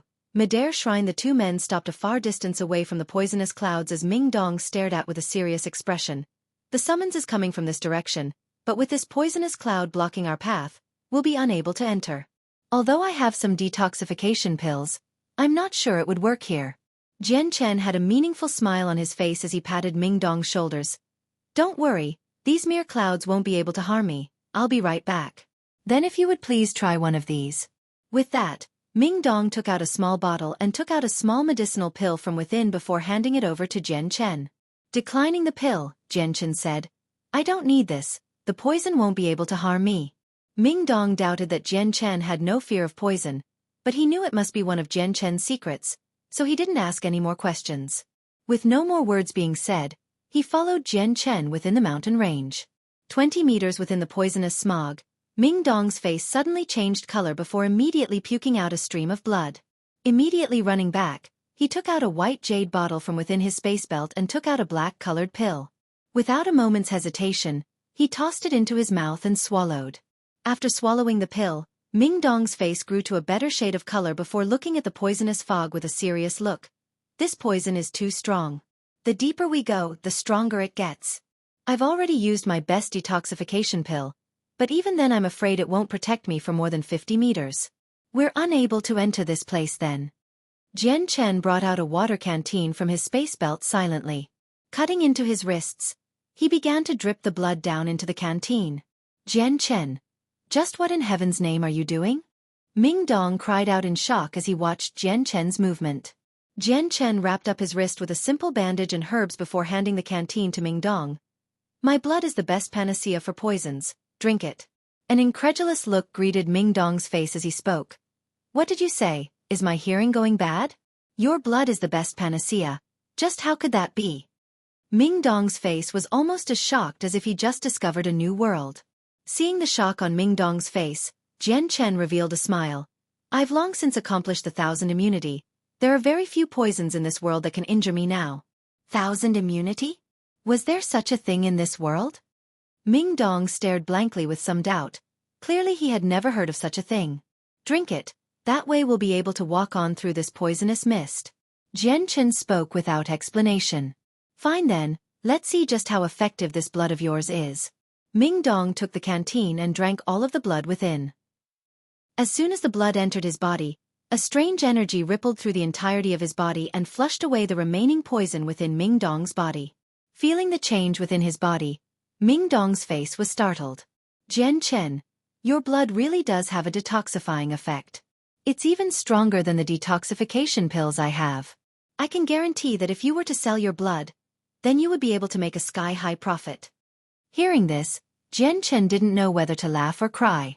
Okay, let's hurry up and move forward. After drinking Jian Chen's blood, the poisonous cloud no longer bothered Ming Dong. Jian Chen followed close behind Ming Dong. The two continued on deeper into the mountain. The poison grew more and more toxic with each step they took. Even their visibility became extremely limited as the cloud grew denser. Even with the toxicity steadily increasing to at least 10 times the amount as when they first felt it, it held no effect on the two. This caused Ming Dong to be utterly astounded at just how effective Jian Chen's blood was. Following the call, Ming Dong and Jian Chen walked in a linear path toward it. Occasionally, they would come across some poisonous magical beasts, but those were quickly killed by Jian Chen. After walking for 6 hours within the poisonous cloud, Jian Chen and Ming Dong finally arrived at an area not affected by the cloud. Right in front of their eyes was a graceful-looking valley filled with plenty of verdant grasslands. Compared to the barren wasteland outside, this area was filled with the abundant opportunities of life. Suddenly, Ming Dong turned grave. Crap, the call just vanished. I can't sense it anymore. Hearing this, Jian Chen's heart skipped a beat. This was a good omen for them, Taking in the view in front of them, he began to think. Let's search the area. I'm sure the call is coming from this place. After thinking for a moment, Ming Dong said, "Okay, let's look for now and see if anything can be found." With that, Jian Chen and Ming Dong began to look all over the Greenlands in hopes to find the feeling that Ming Dong could feel before entering this area. "Jian Chen, come quick, I found something."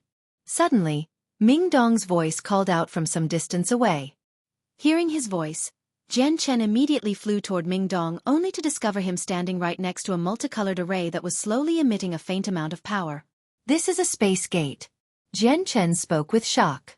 He didn't think that within this poisonous mountain range, there would be a space gate. The two looked at the space gate for a moment before Ming Dong said, "Why don't we head on through it?" Jian Chen had a moment of hesitation before agreeing to follow along with Ming Dong's proposal. Immediately, Jian Chen deposited 5 Class 5 monster cores to power up the space gate. Once the gates opened, the two immediately walked through it. After walking through the space gates, the two men were suddenly greeted with a beautiful world where plants of different varieties could be seen and different wonderful fragrances could be smelled. With each breath, the two could feel themselves calming down. Suddenly, Jian Chen felt something above them and looked up. Straight away his eyes grew wide as his jaws dropped down in shock. An enormous palace floated 100 meters in the air. The presence radiating from this place was abnormal, almost as if this was a shrine that had always been cut away from the outside world. It was completely unattached to anything and floated freely in the air. Anyone who saw it would be unable to believe it and would be truly shocked. Ming Dong followed Jian Chen's stare upward and immediately had the same exact reaction as Jian Chen. Both of his eyes grew wide as a look of awe washed over his face as he stared at the shrine. Then, a white-robed elder fell down from the skies before landing on the ground in front of Jian Chen and Ming Dong. This elder had his white hair bound together behind his back into a long whip-like fashion. His entire body emitted a relaxed demeanor, and it seemed almost as if he was immortal. The elder had a gentle smile on his face as he spoke. "Honored guests, our lord has already waited a long time. Allow me to escort you in." Before waiting for either two to answer, the man waved his hands, causing a bubble of energy to wrap over Jian Chen and Ming Dong before they floated into the air toward the shrine. Up until this point, both Jian Chen and Ming Dong were speechless and dumbfounded. By the time the two regained their spirits, they were already well within the shrine gates. "Honored guests, please follow this old man. I'll bring you to see the Lord." With that, the elder walked into the shrine. "One moment. Honored senior, just what exactly is this place?" Jian Chen cried out in a hurry. The elder's words had already confused him to the point where he was utterly mystified at the situation. This old man was merely here to greet the honored guests for the Lord. Everything else, like the finer details, would best be left for the Lord to answer. The elder laughed in the manner of a kind grandfather. "Honored senior, are you sure you didn't receive the wrong person? We might not be the guests you are waiting for." Ming Dong cried out in worry from behind. This mysterious lord of the floating shrine was undoubtedly an extremely strong person. In the case that the two of them weren't the ones he was waiting for, then what would happen to them was a mystery. Hearing Ming Dong talk, the elder couldn't help but laugh. "Just what type of person do you think the Lord is? The Lord possesses an unbelievable amount of power. Just how could he make such a tiny mistake? There is no need to ask any more questions. Please wait for the Lord. He will naturally answer them for you. The rest of your questions I have no rights to answer them." The two followed behind the elder quite nervously while occasionally looking around themselves. The shrine was extraordinarily large and had a large amount of power circulating within it. It was almost as if the shrine was made of pure energy for its architecture. There were plenty of halls within the shrine, but the entire place was still quiet. Not a single person could be seen, and it felt as if the three of them were the only ones there. Jian Chen and Ming Dong walked past several hallways before finally ending up in front of an extremely large hallway. By there, the elder cupped his hands and bowed to the closed doors. "My lord, the honored guests have arrived. You may leave." A dignified voice could be heard. From the sound, the owner of this voice was male. "Yes, my lord." The elder bowed once more respectfully before departing, leaving Jian Chen and Ming Dong not knowing what to do next. "You two may enter." The grand-sounding voice spoke out once more from within. The next moment, the doors began to slowly open for the two to enter. With a mutual look at each other, the two men hesitated for a moment before walking into the hall.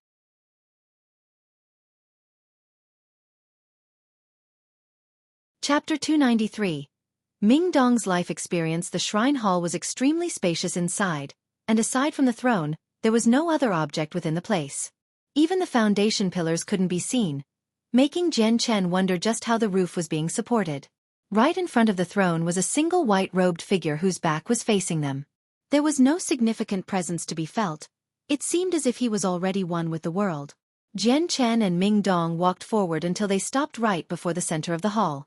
Cupping their hands, they bowed down to the elder. "We greet the senior." AI. A long exhale could be heard from the elder, but that one breath had a single feeling of emotion to it. Afterward, the man slowly turned around, allowing Jian Chen and Ming Dong to see his appearance. He was a middle-aged man who looked to be around 40 years old with a highly capable look to him. The white-robed man looked at Ming Dong with a strange gaze that seemed to be able to penetrate the fabrics of the world's space and see through time itself without any blemishes. After some time, the middle-aged man sighed once more as his eyes moved from Ming Dong to the highest point of the heavens. 5,000 years. After 5,000 years. Etienne, I've finally found your descendant. I can at last achieve your final wishes. 5,000 years. Hearing that, Jian Chen and Ming Dong both looked on in shock. Could it be that this 40-year-old man was actually a 5,000-year-old eccentric? The words after that weren't heard by the two. AI. As if remembering something from the past, the man let out another breath before smiling at Ming Dong. "Child, come here." Nervously, Ming Dong walked forward at a slow pace before saying, "Senior." Within the empty hand of the man, a dark green-colored jade piece could be seen. The very moment Ming Dong saw the jade piece, his eyes were glued to it. "My child, do you feel a strange sort of calling now, one that causes you to feel that you aren't capable of thinking independently?" The man spoke to Ming Dong with a soft voice. "Yes, senior." Even now, Ming Dong's eyes remained on the jade piece. "This jade piece has remained in my possession for 5,000 years and was given to me by your ancestor. This is the accumulation of his life's work. He told me that one day if I were to come across one of his descendants, then I should give them this jade piece. Now, I can finally accomplish the final wishes of my old friend." The man's voice grew emotional as he spoke. With a wave of his hand, the jade piece was surrounded by a strange glow of light before floating slowly to Ming Dong. Seeing the floating jade piece, a strong sensation from within Ming Dong's arm could be felt as he felt it suddenly reach out to grab at the jade piece. This control was then broken as he snapped out of it with confusion. Right now, he was feeling something that left him completely mystified. Ming Dong continued to think for a moment in confusion before turning to look at the white-robed man within his voice doubt. "Senior, did this piece of jade truly belong to my ancestor? Who even was my ancestor? Is it possible that you've found the wrong person? I've never even heard about my ancestors before in my entire life." AI. The middle-aged man sighed once more with a grievance before he muttered, "Etienne, I didn't think that after 5,000 years, your descendants would have forgotten about you." As if heartbroken, the middle-aged man turned to look at Ming Dong. "My child, what is your name?" "Senior, my name is Ming Dong." Ming Dong replied. Ming Dong, eh? A good name." The man thought for a moment before saying, "My child, allow me to tell you just what the situation was like for your Ming family 5,000 years ago." The man went deep into thought before tilting his head up toward the sky as if remembering something. 5,000 years ago, your Ming family was an extremely influential clan. At that time, your Ming family had a single genius. By the age of 30, he was able to make a breakthrough into the Earth Saint Master realm. He is your ancestor, Ming Etienne. Your ancestor and I met by chance, but we quickly became good friends. Together, we formed a mercenary group and experienced many things together. We fought and killed together, fought in multiple battles, and even escaped from dangers together. Your ancestor and I quickly became good friends, inseparable by even death. 800 years later, Ming Etienne and I both advanced to the peak Heaven Saint Master realm. By this point, the both of us grew weary of the mercenary life and secluded ourselves from the mercenary world. We came to this old forest deep within the mountains and left ourselves to the elements to prepare for our ascension. 10 years later, the two of us made breakthroughs to become saint rulers. With that, we toured the continent once more and explored many places while gaining many experiences. Another 10 years passed. Your ancestor and I both gained a huge amount of strength by that point, and so we decided to enter the death nest. Within the death nest, I was about to be hit by a curse. Your ancestor Ming Yiqian saved me. By sacrificing his body, he took the blow and saved my life. By this point, the man's face turned serious as if trying to hide the grievous look on it. The Death Nest is the most dangerous place within the Tian-Yuan continent. With our Saint Ruler level, we were unable to protect ourselves. The curse was far too strong, and even with Yiqian's strength, he was unable to resist the corrosion and died within 2 months. After knowing that his death was near, he was perfectly happy to spend the last few days within the Ming family. What he didn't think was that the moment he would return to the Ming family, everything had changed. The formerly glorious Ming family no longer existed. 30 years before, they had been exterminated by our former enemies while the descendants of the Ming family had all been scattered without a single trace. Because your ancestor and I both disassociated ourselves from the continent without keeping in touch with anyone, we had long since lost any information regarding the Ming family. So after their extermination, we had no idea where they might be. This tragic conclusion caused your ancestor Ming Yiqian to feel an extreme amount of grief. He didn't think that within the final moments of his life, his own clan would come to a terrible end. Naturally, I had been at his side and knew what he was feeling. With all of this sorrow, it was enough for him to cry tears of blood. After that, Ming Yiqian and I began to search for the ones responsible for the destruction of the Ming family. Unfortunately, the two of us were not as strong as we used to be and were also just 2 people. Furthermore, we both had many enemies. After 30 years, everyone had already forgotten about the Ming family, causing clues to disappear. In a short 2 months, we were unable to chase down any clues, and there were no survivors that we could find to tell us anything. By now, the man's face had a look of sorrow as he spoke sadly. 2 months after, because of the powerful curse, Ming Yiqian departed from this world with regret. Before his death, he used his spirit to engrave all of his life experiences within this jade piece before entrusting it to me. He said that one day if I were to come across his future descendant, I was to hand over the jade piece. This was his final wish. Yiqian's death caused me an endless amount of grief. He and I were friends beyond friends and brothers among brothers. He had even died for my sake, so when he gave me the jade piece, I embarked across the entire Tian-Yuan continent in order to search for the ones responsible for the death of his clan as well as the survivors. For 300 long years, I painstakingly eliminated many people that might have been responsible, but there was still no news of the Ming family. To this day, this had been my biggest regret. With a long sigh, he looked back to Ming Dong, but the heavens were kind. Who knew that after 5,000 years, I would be able to come across one of the descendants of the Ming family? If Yiqian were to know of this, then he would be able to rest content in death. After listening to the man's tale, Ming Dong was speechless. The man's words were shocking and dealt a great emotional blow that was quite hard to take in.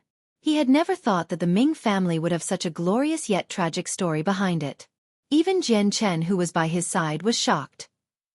What shocked him even more was the fact that this man was a saint ruler that was over 5,000 years old. This caused Jian Chen to feel a great amount of respect for him. The man walked up to Ming Dong and looked at him like a senior would to his junior. It was also similar to as if he were looking at his own descendant. His eyes were filled with a tender emotion that was far too complex to explain. My child, you must be here to participate in the gathering of the mercenaries. The man spoke to Ming Dong. Ming Dong could only nod mutely. He had not yet recovered from his shock. Are your mother and father still alive? The man asked. They are. My father and mother both live within a mountain village. My grandfather fell down a cliff and died while hunting. The man sighed in remorse before speaking. After the gathering of the mercenaries is over, please allow me to follow you back to your family. I will look after them in Yiqian's place. There is no way I could allow myself to let the descendants of Yiqian to live such bitter lives. As his brother, this is unforgivable. I owe him this much. This one thanks the senior. Ming Dong was overjoyed. With this man, an easygoing and fortuitous life for his family would be within his reach.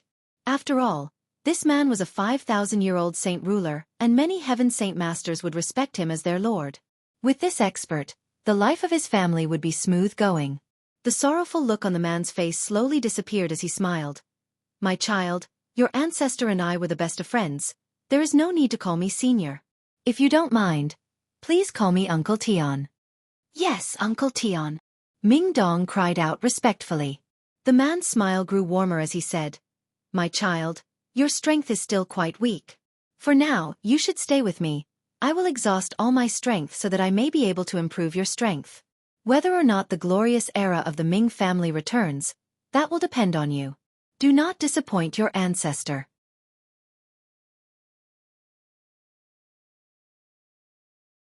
Chapter 294. God-Killer Ants. Afterward, Ming Dong stayed behind in the shrine, and despite his begging, Jian Chen declined to stay as well.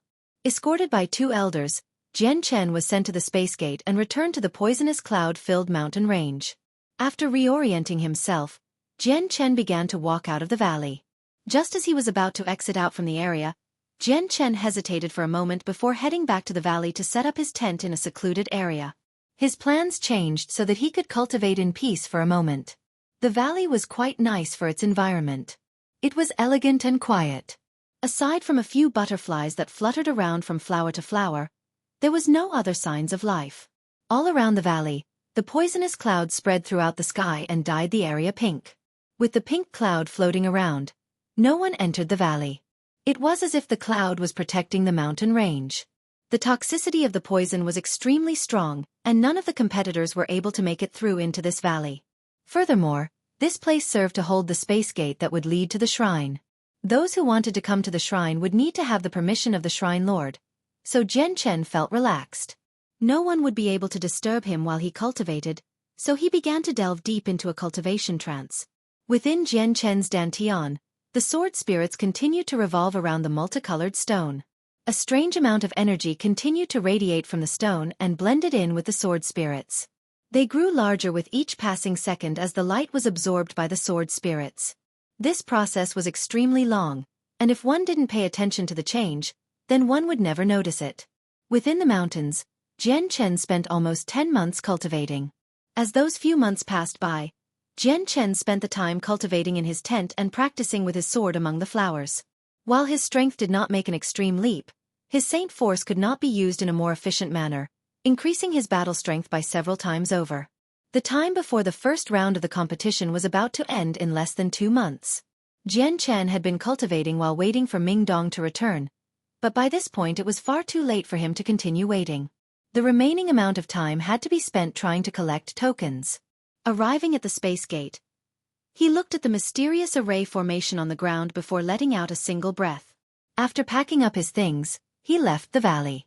Jian Chen spent a day observing the array formation on the space gate, but because of the extremely mysterious pattern, he had given up. It contained a complex design and what might seem to be the mysteries of the world. It was almost as if each stroke of the array was pulling at the laws of the world that mystified Jian Chen with his limited comprehension of it. After leaving the small valley, Jian Chen wandered through the poisonous cloud while following the way back to when he had first arrived here with Ming Dong. Because of the poisonous cloud, the mountain was quite barren with very few plant life remaining. Every so often, Jian Chen would come across some poisonous plants, but those were exceptionally rare. As he walked through the mountain range for 2 hours, a rustling sound could be heard coming from the distance in a concentrated amount. Upon hearing the sound, Jian Chen stopped his movements and immediately turned toward the noise with a serious look. Because of the dense clouds, he could see less than 100 meters away. Quickly, a big shadow could be seen within Jian Chen's line of sight. The shadows were like a current, with each different shadow moving along in a stream. Looking at the black figures, Jian Chen's face changed. There was a single thumb-sized ant, and in the air, several other fist-sized ants with wings were quickly flying over. So those are God-Killer ants. Jian Chen cried out before running away from them without hesitation. The God-Killer ants were well known within the continent. They were a strange race that weren't exactly magical beasts. By itself, a single God-Killer ant was not very strong. When they grouped up in large numbers, even a Heaven Saint Master would be surrounded and lose their life. So an Earth Saint Master like Jian Chen would have no chance.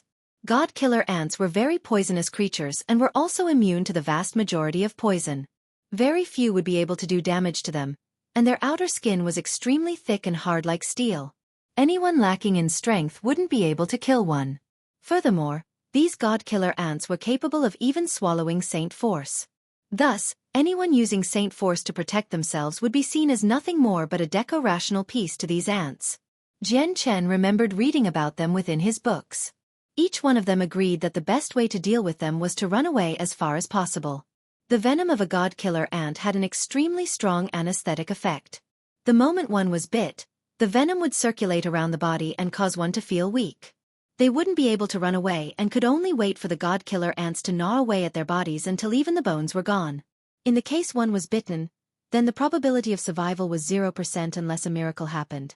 Jian Chen flew from the mountain range as fast as a wind-fueled fire. He had no wish to fight against the thousands of god-killer ants. From behind, the god-killer ants had already detected Jian Chen's presence and began to give chase. The entire swarm began to migrate toward him in a continuous manner that would raise the hairs of anyone that heard it. In the air, fist-sized winged ants traveled faster than their grounded counterparts and led the chase after Jian Chen at a speed that was far faster than what Jian Chen was traveling at. Jian Chen's speed was at the fastest he could travel. Flying through the mountain range, he tried to go faster, but despite getting a boost in speed after becoming an Earth Saint Master, the precipitous terrain of the mountain was far too uneven for Jian Chen to build up proper speed. This was in no way better than the ants that were flying at him. Not too long after, Jian Chen had been overtaken by a few god-killer ants. Without a choice, he took out his light wind sword and began to strike out at them with several thrusts. With a series of metallic sounds, a large amount of the god-killer ants fell from the skies. Their bodies split in two with black blood spilling out. Because of this delay, several other ants had already surrounded him. Several ants stepped over the dead bodies of their swarm and charged toward Jian Chen without fear. Jian Chen's light wind sword continued to swing outward in a series of intersecting movements that not only halted the advancement of the ants, but slowly carved a way out of the encirclement. Despite this, there were a few god-killer ants that broke through Jian Chen's sword and bit down onto Jian Chen. The sharp teeth of one of the ants tore through Jian Chen's skin that could normally prevent being slashed by a saint weapon like it was tofu. Jian Chen ignored the bite and continued to slash his way out. If he were to stay trapped here, then when more ants were to gather, he would be stuck in a dead end. With a Herculean amount of effort, Jian Chen finally broke free and charged away. His entire body flew out of the valley. At the same time, he raised a hand and completely smashed the head of the ant that had bitten him, causing black blood to splash everywhere. As for the venom that had entered Jian Chen's body after he was bitten, the bloodstream in his body immediately purged away the venom so that it didn't cause him any harm. While the venom of a god-killer ant was scary, it was no use against the venom of the silver-striped golden snake. Close behind, the flying god-killer ants still pursued. Suddenly, just as Jian Chen passed by a small cliffside, a 1-meter-wide hole in the cliff suddenly shot out a red-colored python that flew toward Jian Chen with its mouth wide open. However, with Jian Chen's heightened awareness, he immediately shifted his body to dodge the python.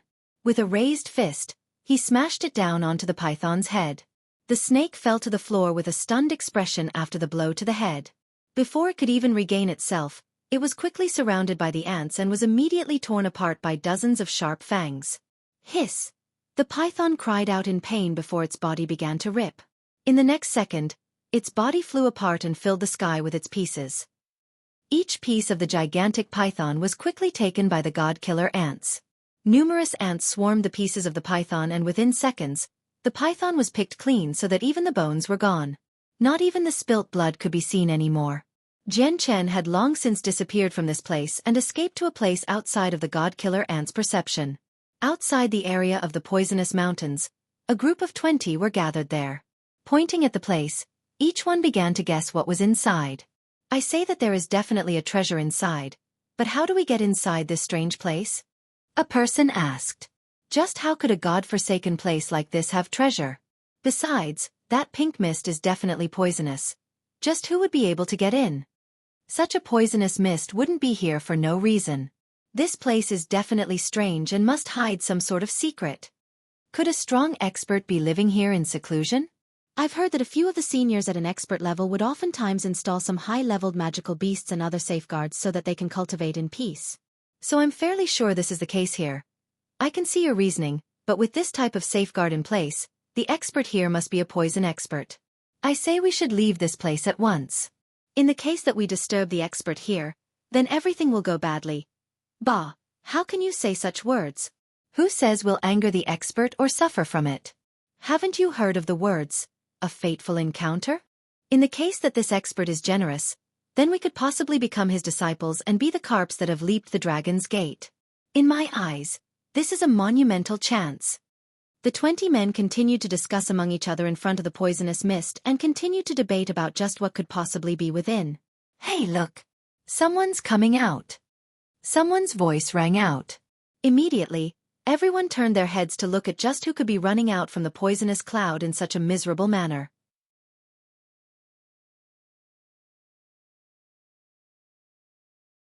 Chapter 295. Collecting tokens. That person isn't afraid of the poison? He must have a strong detoxifying pill or even a treasure that grants immunity. Look how weak he looks. He definitely took some blows within the mountains. I bet his strength isn't too strong. Then it's settled. Let's have him hand over his treasure or pill and go inside to check for ourselves. With so many people, we'll definitely reap some profit. The men all cheered in agreement as their faces lit up with excitement. Quickly, the figure came into view. His white robes had been torn apart, in some places blood dyed the white, red. Injuries could be seen everywhere on his young body, which was covered with some black liquid. And everyone could see that this youth couldn't be any older than 20 years old. This man was Jian Chen. After escaping from the poisonous mountain, Jian Chen took in a deep breath of fresh air. He had been chased by the swarm of god-killer ants and was forced into a miserable situation, but he had been fortunate enough to escape. Looking at the 20 men standing some distance away, he calmly took a handful of dirt and wiped at his black-colored hand. Afterward, he took a towel from his space ring and began to wipe at it. That's a space ring. Seeing how Jian Chen took out a towel, a person cried out in shock as he realized just where it had came from. So he has a space ring? The entire group all lit up with excitement and greed as they looked at it with happy smiles. Immediately, a middle-aged man cried out to Jian Chen, "Kid, who are you, and how did you come running out of the poisonous mist here?" Standing up, Jian Chen looked at the group once more. Most of them looked to be around 30 to 40 years old, while their strengths ranged from the Great Saint Master to peak Great Saint Master level. Your question is quite strange. If I was able to enter the place, naturally I would be able to exit from the place. Jian Chen spoke in a carefree manner with a kind smile directed at the group.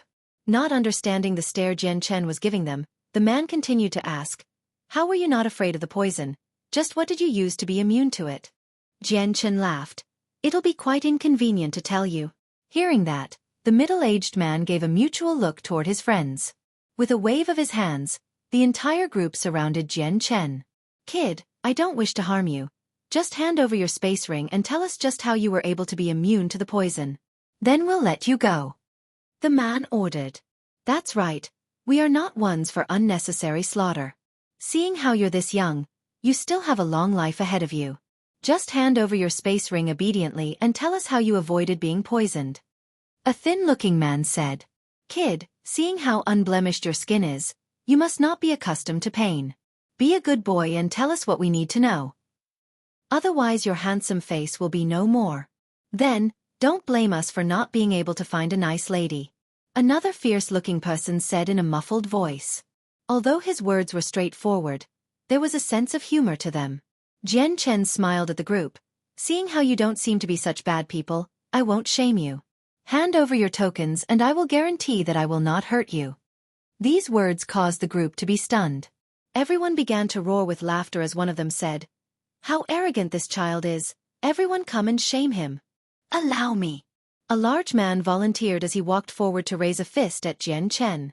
Seeing the incoming fist, Jian Chen shook his head before bringing up his right hand to grab at the fist. With a small amount of power, the sounds of bones breaking could be heard as Jian Chen started to crush the man's hand. "Ah! Let go! You're hurting me!" The man cried out in pain as he tried to tug away. This sight caused the other men to be shocked as their faces slowly grew serious. How fucking blind we are to miss that this kid is quite talented. Brothers, get him. At this, the rest of the men took out their saint weapons to attack.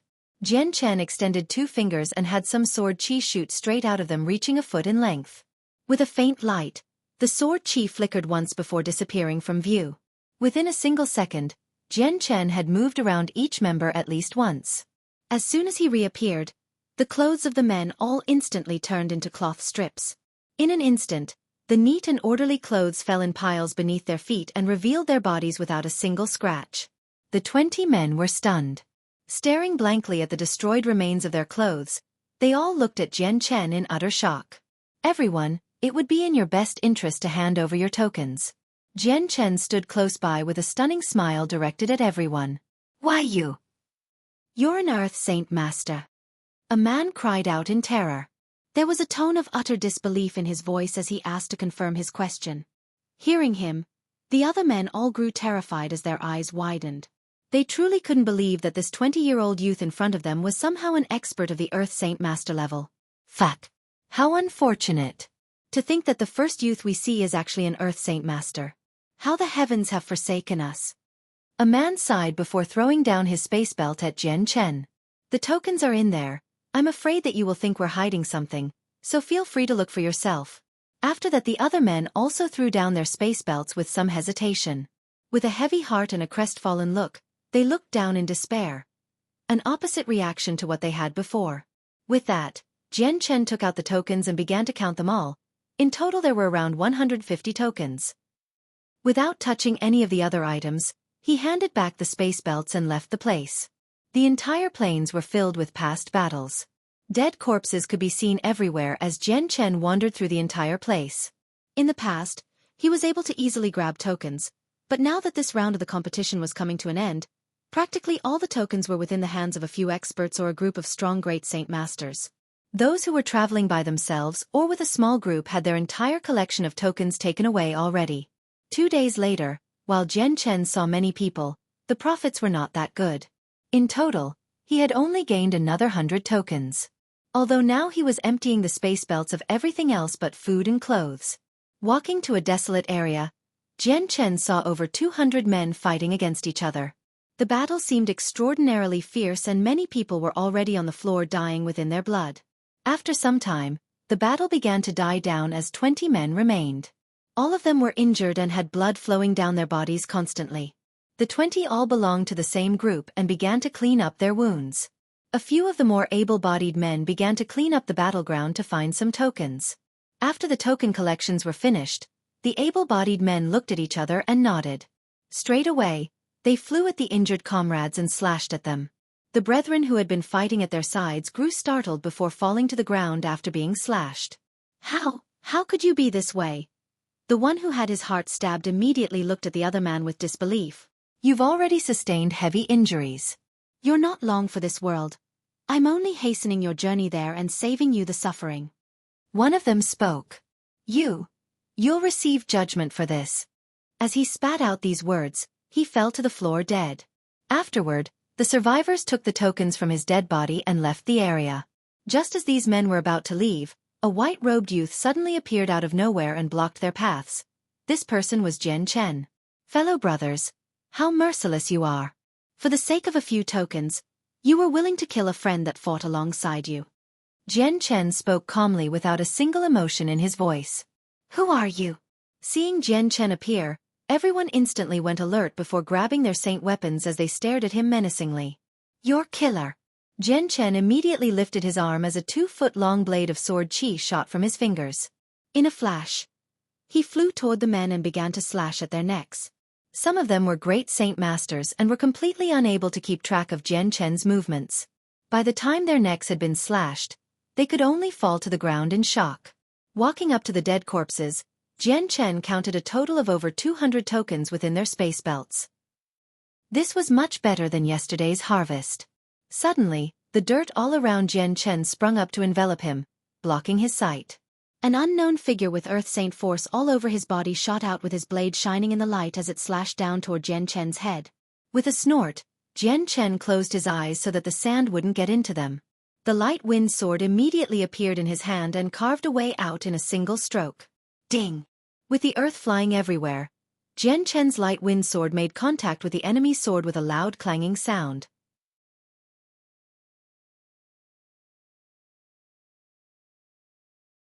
Chapter 296.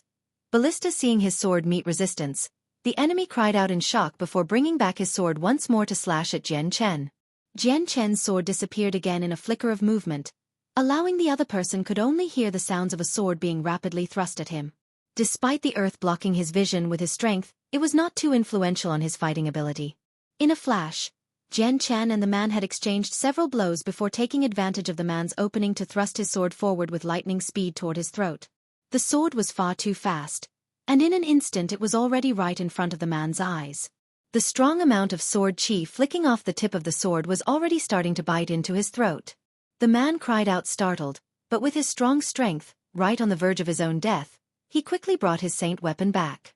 Bringing it across his neck to protect it, he simultaneously kicked Jian Chen back. The light wind sword stabbed into the man's sword and left a deep dent in it while Jian Chen's left hand smashed against the man's leg with a fierce amount of saint force. Kacha! The sounds of bones breaking could be heard as the man's leg instantly fractured. Straight away, the force of the blow sent the man flying backward away from Jian Chen. Jian Chen took the opportunity to leap out of the earthen enclosure and stared at his attacker. He noticed that the man was a brown-robed middle-aged man with a relatively small build but had fierce eyes. He had a long beard and a sword that was almost as long as he was tall. Jian Chen stared coldly at the man. At what time does an Earth Saint Master have to attack someone from behind as a sneak attack? Hearing this, the middle-aged man snorted. Humph, don't be so righteous. This is a survival of the fittest. Whomever gets the final victory is the winner. Damned be how he does it. The man stared at Jian Chen and spoke, Kid, you don't look that old, but your strength is unbelievable. So young, yet already an Earth Saint Master.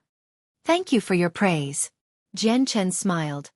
Now do you wish to hand over your tokens, or shall I take them from you? How impudent for you to want to take my tokens. Let's see if you have the strength to do so. The man snorted before waving his sword in preparation to fight once more. At the same time, a large amount of earth-attributed saint force began to condense over his body like armor, giving him a much stronger form of defense. Jian Chen's sword was unbelievably fast. In a moment, a single sword strike could be seen in various angles. Each shadow image was incredibly hard to differentiate from fake to real. Right now under Jian Chen's attacks, the middle-aged man barely had any time to breathe. Desperately retreating backward, his body was filled with sword cuts as his earth-attributed Saint Force armor had almost been destroyed. He would not be able to last any longer. The man was dumbstruck now. He didn't think that Jian Chen would be this strong even though he was an Earth Saint Master. Despite them being at the same level of strength, he wasn't able to fight against him at all, especially against Jian Chen's sword. The sword was almost far too fast for him to react against, and the amount of mirror images from the sword already left him in a daze. Knowing that he was outmatched, he gave up his will to fight. Leaping away from background, he melted into the ground out of sight as a means to escape. This strange move of the man had caused Jian Chen to be stunned. Seeing just how the man disappeared from sight into the ground, Jian Chen had been astonished. This was the very first time he had seen such an escape method. The man's escape technique didn't render him completely intangible. With every single movement he took, a small pile of dirt could be seen rising up. Anyone with sharp enough eyes would be able to detect it. Smirking slightly, Jian Chen leaped 30 meters forward into the air and then brought down his shining light wind sword onto a small packet of dirt with lightning speed. PC! As the sword slammed into the ground, a large fountain of blood sprayed into the air. Jian Chen's sword qi had somehow pierced into the middle-aged man. The man didn't have time to be shocked. Trying to move faster to escape now, he learned from his mistakes and dove deeper into the ground where it would be impossible to detect him. While Jian Chen was unable to fly in the air, he could at the very least hover in the skies for a small amount of time at the cost of a large amount of Saint Force. Floating 30 meters in the air, his cold eyes stared down at the ground looking for any possible direction the man may have escaped in. With the man diving deep underground, it was impossible for Jian Chen to detect him. A split second later, a small patch of grass shook slightly. With a start, Jian Chen immediately stabbed downward with no hesitation as the sword qi from his sword began to cover the area. The sword qi flooded the area like water in a bucket and began to slash apart the entire area. You bastard, don't be too excessive. The man cried out as he leaped out from the ground with blood all over his body. Descending to the ground, Jian Chen charged at the man without another word. The middle-aged man had launched a sneak attack on him earlier, and if it weren't for the fact that the man wasn't that strong, then his blade would have killed Jian Chen and left him a lifeless being. Furthermore, the middle-aged man was an Earth Saint Master who had been acting with prudence. With over 10 months gone, this man must have collected plenty of tokens, which was what Jian Chen wanted. Fuck, you bastard. I'll remember this day. I'll return this favor back to you 100-fold. The man swore angrily. Without hesitation, he dove back down underground and out of sight. Where do you think you're going? Jian Chen spoke. With some difficulty, he forced the man out from underground once more with his sword. Jian Chen's sword danced in his hand as a strong amount of sword chi flew toward the man to strike him. Dirt flew into the air as a spurt of blood shot out from underground. While the man was using this underground technique to escape, he couldn't go too deep and his movements were still visible. It was so noticeable for Jian Chen that he was able to land such a blow. Once again, the man was forced up from the ground. Without a single chance to catch his breath, Jian Chen's sword chi instantly shrouded the area where the middle-aged man stood. The man tried to brace himself for the worst, but with his heavy injuries, he was extremely slow. Now that he wasn't as nimble as before, he could only defend against 2 sword strikes before ultimately getting a 3rd sword strike through his shoulder. Stifling a pain-filled shout, his face twitched erratically in response to the injury. At that moment, the 4th strike came at him. With panic, the man dodged to the side, causing the sword to pass by his neck without a problem. However, before the man could react, the sword shifted toward his neck and slashed it. Pisse! Another pillar of blood shot into the air as the man's head was cut, causing blood to fly everywhere. Taking the space belt from the man, Jian Chen counted a grand total of 400 tokens. Other than that, there were also a single purple card, 3 Class 4 monster cores, and several hundred purple coins. This was an extremely bountiful harvest. After collecting everything, Jian Chen left the area. Sauntering about the plains, Jian Chen continued to collect tokens on his journey, but things weren't as profitable as they were when he had taken the tokens from the short man last time. After 3 days of traveling, Jian Chen had amassed around 500 tokens. Although he had came across countless of competitors, all of their tokens had already been taken by someone and they had been left with only the bare essentials to live. 3 days later, Jian Chen had crossed the plains only to arrive at a vast grassland. Each blade of grass was roughly half as tall as a person, making anything below the waist hard to see. In the grass, there were countless of hidden vipers. There were even some vipers around a meter wide with poison so potent, they could kill a great Saint Master in 4 hours. They were by nature very secretive, concealed in the grass without moving, they wouldn't even emit a single sound. With the support of the grass, no one would be able to detect that these vipers were there. Occasionally, Jian Chen's leg would feel a small nip, but it was inherently useless. The 1000 immunity he had rendered him immune to the venom. At this moment, a sharp stinging sound could be heard whistling through the air. Jian Chen's eyes narrowed coldly as the light wind sword appeared to block the incoming strike. Clang! A strong shock could be felt running through Jian Chen's arm as it went numb. Glancing at what struck him, he could see a single black crossbolt made of pure steel forged in a unique way to make it even harder. Whoosh! Another whistling sound could be heard. A single arm-sized crossbolt flew out from the grass and toward Jian Chen. Jian Chen's light wind sword danced in the air as it struck against the crossbolt, causing yet another vibration to travel up Jian Chen's arm and numb it. After blocking the crossbolt, Jian Chen leaped into the air and flew across the tip of the grass in the direction the crossbolts were shot from. During that time, the crossbolts continued to fire at Jian Chen. Jian Chen would dodge each shot without blocking a single one. On the way, there had been a total of 10 crossbolts that Jian Chen was forced to knock away, and 20 crossbolts he had dodged successfully. Quickly, Jian Chen arrived at where the crossbolts were being shot at only to see 3 ballistas hidden within the grass while 5 middle-aged men continued to scramble about to refill the ballistas with ammunition. Jian Chen had seen these types of ballistas before in Wake City. These were quite high quality.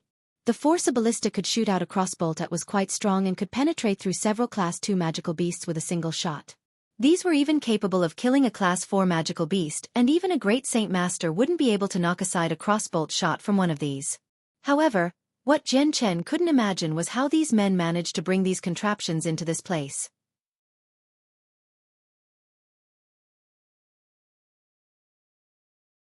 Chapter 297. Great fight. Seeing how Jian Chen hadn't been hit and was instead getting closer and closer despite the crossbolts, the men resupplying the ballistas immediately grew startled. Crap, this is an Earth Saint Master, let's get out of here. One of the men cried out at the others. Abandoning the 3 ballistas, they all scampered away in separate directions so that Jian Chen wouldn't be able to get them all at once, thus increasing their chances of surviving. Only an Earth Saint Master would be able to make their way through an endless barrage of crossbow bolts. With a cold sneer on his face, Jian Chen concentrated his sword qi to extend out from two of his fingers. The sword qi shot out from his fingers and flew at one of the men like a streak of lightning, before striking him straight through the throat and leaving a cavity behind.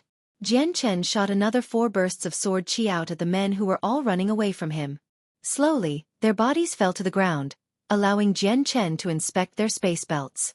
Afterwards, Jian Chen happily collected 30 tokens from the 5 of them with a satisfied expression on his face. For 5 great Saint Masters to be able to collect 30 tokens was an incredibly difficult task at this point. Seeing how they were able to kill countless people within this hidden area with the ballistas, the chances of anyone with the power of a great Saint Master and below surviving was a low 1%. By the second day, Jian Chen had finally made it through the grasslands, only to come across the footprints of a large group of people. Looking at their tracks, Jian Chen could estimate that there were about 100 people. Truly not a small group. Jian Chen began to follow their tracks only to come across a precipitous mountain range. The mountain was barren with no traces of grass. The highest peak of the mountain was like a sword that speared into the blue sky, and seemed extremely perilous to climb. Observing the tracks once more, Jian Chen began to climb up the mountain range. The moment he started to climb, Jian Chen could hear the faint sounds of battle from farther away. Surveying the area, Jian Chen could only see several shelters within the mountainside, but he couldn't see where exactly the fight was taking place. The sound was reverberating all over the area, making it too difficult to pinpoint the origin. Still taking in what was around him, Jian Chen's eyes finally landed on a 50-meter tall mountain peak. With a sudden leap forward, Jian Chen began to travel there. At the top of the peak, Jian Chen could suddenly see a large group of people fighting 5 kilometers away. At the front of one group was a single, azure-robed man weaving through the group of enemies so fast that they weren't able to even touch his clothes. With each strike from him, his enemies fell to the ground dead. Jian Chen's eyes flashed several times as he watched the man fight. The man seemed to be a wind-attributed Earth Saint Master, who was killing hundreds of great Saint Masters with ease. The battle continued for some time, until less than 20 great Saint Masters remained. Those survivors knew they were no match for him and lost their wills to fight. Throwing down their space belts, they instantly fled in every direction. Instead of chasing them, the Earth Saint Masters began to collect all of the tokens within the space belts. Abruptly, Jian Chen leaped down from the 50-meter peak towards the man. Suddenly detecting the presence of Jian Chen as he approached, the man could tell right away that this new person was an expert of a high level. With that feeling, the man began to collect the tokens at an even faster rate. Rapidly descending down the peak, Jian Chen flew toward the middle-aged man. Within a few moments, he had traversed the 5 kilometers, and he rapidly stabbed at the middle-aged man with his sword. Unable to clean up the rest of the space belts, the man brought out his long sword and enhanced it with his Wind Saint force before slashing at Jian Chen. The 2 Saint weapons made contact with each other, causing a strong shockwave to emerge from the collision. This shockwave was so strong that a spiderweb of cracks began to appear beneath their feet. With that one strike, Jian Chen's foot struck out at the middle-aged man. Jian Chen's light wind sword shone with a hazy glow as he slashed at the man 3 times. The gleam in the man's eyes intensified as he shouted, "What an exquisite sword technique!" With his own sword that began to glow, he blocked Jian Chen's sword. With the Wind Saint force, the man's speed was no slower than Jian Chen's. The rapid movements of the 2 fighters and their swords began to crack the nearby rocks and even the ground, as a strong gale began to kick up. The sword in Jian Chen's hand traveled faster and faster as his swordplay began to grow stranger and stranger.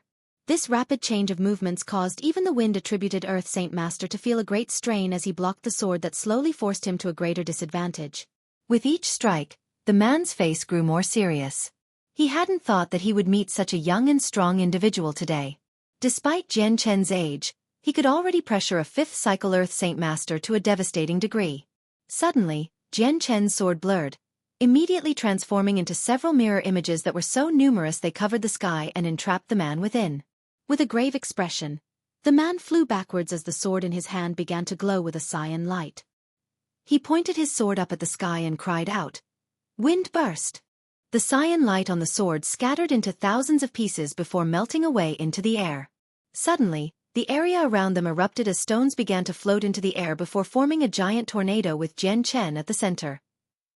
As if suddenly weighed down by a great restriction, Jian Chen felt the tornado pull at his body from every direction as it tried to blow him into the air. However, Jian Chen firmly planted himself to the ground and did not budge from his spot. Although he was suffering from the suction of the tornado, Jian Chen forced himself to stay down on the ground. If either of his legs were to give way, then his entire body would be sent flying into the sky. The man's sword dazzled in the light. With the sword still held straight upwards, he cried out once more, "Squall dance!" With that command, the squall flew faster, almost as if each blade of wind was a sword that cut into Jian Chen's body. His clothes were already being slashed apart, and the tiniest of cuts could be seen on his body already. Blood began to flow out from his body and into the air. Jian Chen's face grew solemn as he saw the wounds appear. This man's strength was beyond what he'd expected. This man could be said to be the strongest Earth Saint Master he had seen so far. Ah! Suddenly, Jian Chen roared at the sky with a grand voice that could be heard by anyone within a 10-mile distance. His saint force burst out of his body. With an extreme amount of effort from his legs, he flew out of the tornado so fast the ground beneath him fractured. He pointed the gleaming light wind sword in his hand at the man. There was a frightened look on the man's face. He hadn't expected Jian Chen to run out of the tornado, but with some difficulty, he held his sword perpendicular to Jian Chen's sword. Clang! The two saint weapons smashed together and caused another ripple of energy to fly out, causing Jian Chen to retreat back a few steps. A bright azure and violet glow appeared around his light wind sword. With a flourish, a violet and azure-colored sword chi flew from the sword like lightning towards the middle-aged man. The man clenched his sword close to him. In the short moment the sword chi and his sword met, a hole could be seen in the middle of the sword. The man shook as a guttural groan rose from his throat and his face began to whiten. How is this possible? The man cried out as he looked at the hole in his sword with wide eyes full of disbelief. Jian Chen didn't stop to answer him. Brandishing his sword, the azure and violet sword chi flew at the man once more. His opponent looked at the azure and violet sword chi with a startled look. He knew by now that he couldn't block it and could only dodge the attack. Sliding forward, Jian Chen thrust his light wind sword towards the man. This man was not only strong, but he also had two battle skills, making him quite difficult to handle. If it weren't for the azure and violet sword chi, Jian Chen would have been incapable of killing him. With his sharp eyes, the man looked at Jian Chen's sword where he saw the faint glow of the azure and violet sword chi, instantly drawing the connection between that and the sword chi that had struck his saint weapon. The man knew that he was no match now. Without delay, the man immediately turned to flee and instantly disappeared from view. Seeing the man leave, Jian Chen let out a breath of air. The man was a wind-attributed Earth Saint Master, so if he wanted to leave, Jian Chen wouldn't be able to capture him. Jian Chen began to feel some regret in his heart. He had originally thought that he would be able to get a nice profit since this man was extremely strong and vigilant. The moment his opponent saw the sword chi, he immediately fled from Jian Chen, who could only look on in dismay.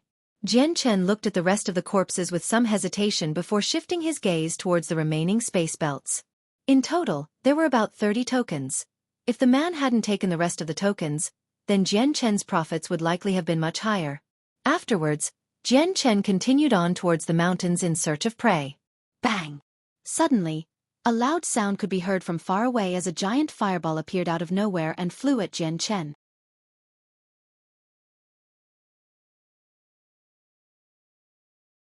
Chapter 298. The yellow-clothed girl seeing the giant fireball flying through the air at him, Jian Chen could only stare in shock, but quickly, he brought himself back to his senses and leaped out of the way. Bang! An ear-deafening sound could be heard as the fireball exploded where Jian Chen used to be standing. The crater left behind was approximately 3 meters wide and had split the entire ground near it while burning up everything in the impact zone. Seeing just how large the crater was, Jian Chen's eyes widened before muttering with a shocked look. This is what the impact zone of a magical crystal cannon would look like. Several seconds later, another boom could be heard as another fireball from a few kilometers away shot toward him from a nearby mountain peak. Jian Chen locked onto the peak where the fireball was shot from and immediately headed over there. In a flash, Jian Chen had reached the area and began to climb the peak to the top. The peak wasn't all that large and only had a circumference of 10 meters.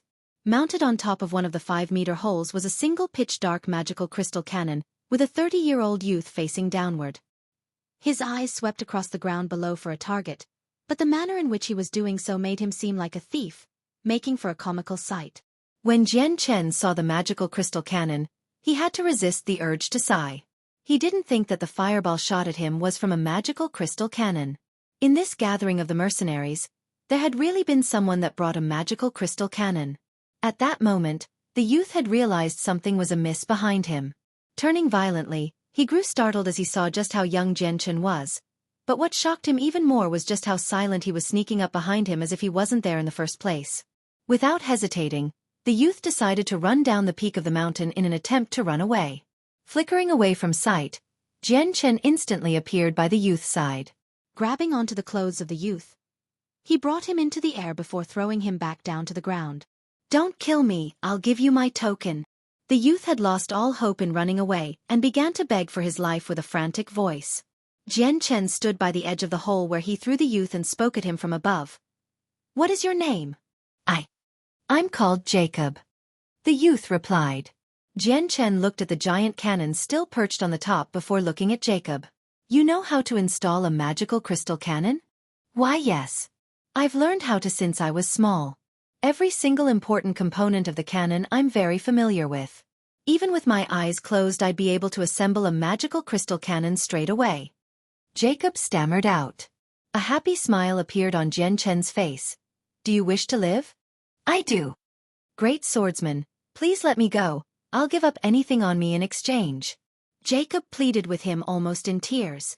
Jian Chen leaped down the hole and brought out a giant steel box from within his space ring, causing the hole to feel slightly cramped. Jian Chen pointed at the box.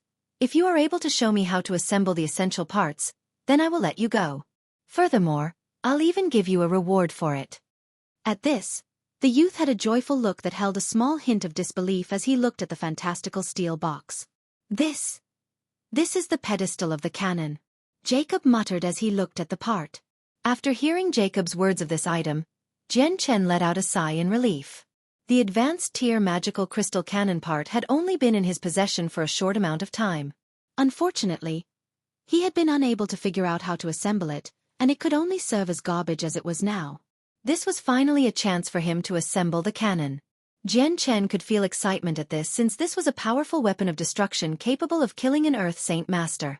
Although he was already an Earth Saint Master that could fight other ones without any significant trouble, this advanced tier magical crystal cannon would still serve some use. "Open it up and see if it can be assembled. I hope that you won't disappoint me."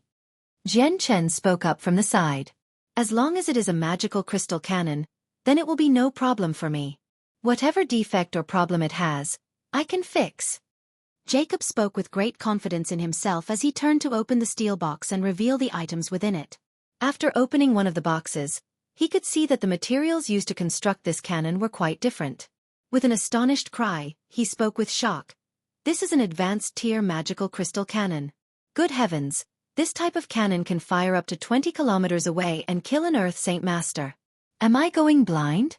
This type of magical crystal cannon is something multiple countries would fight over and would spend a lot of money to buy one for themselves. "Hurry up and assemble it for me.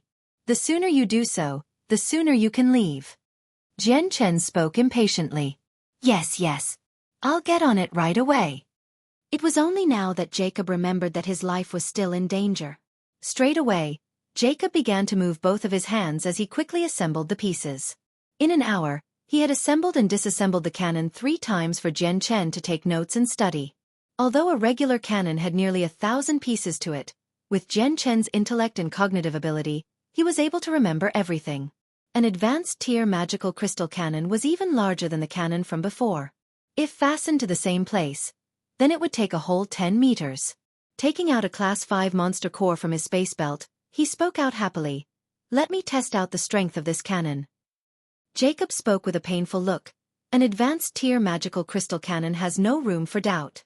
Using a single Class 5 monster core would be a waste. You should try to save those.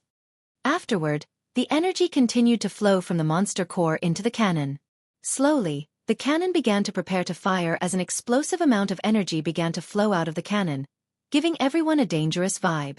Jacob and Jian Chen stood to the side and watched the cannon suddenly shoot out a single burst of energy without any harm to them. Bang!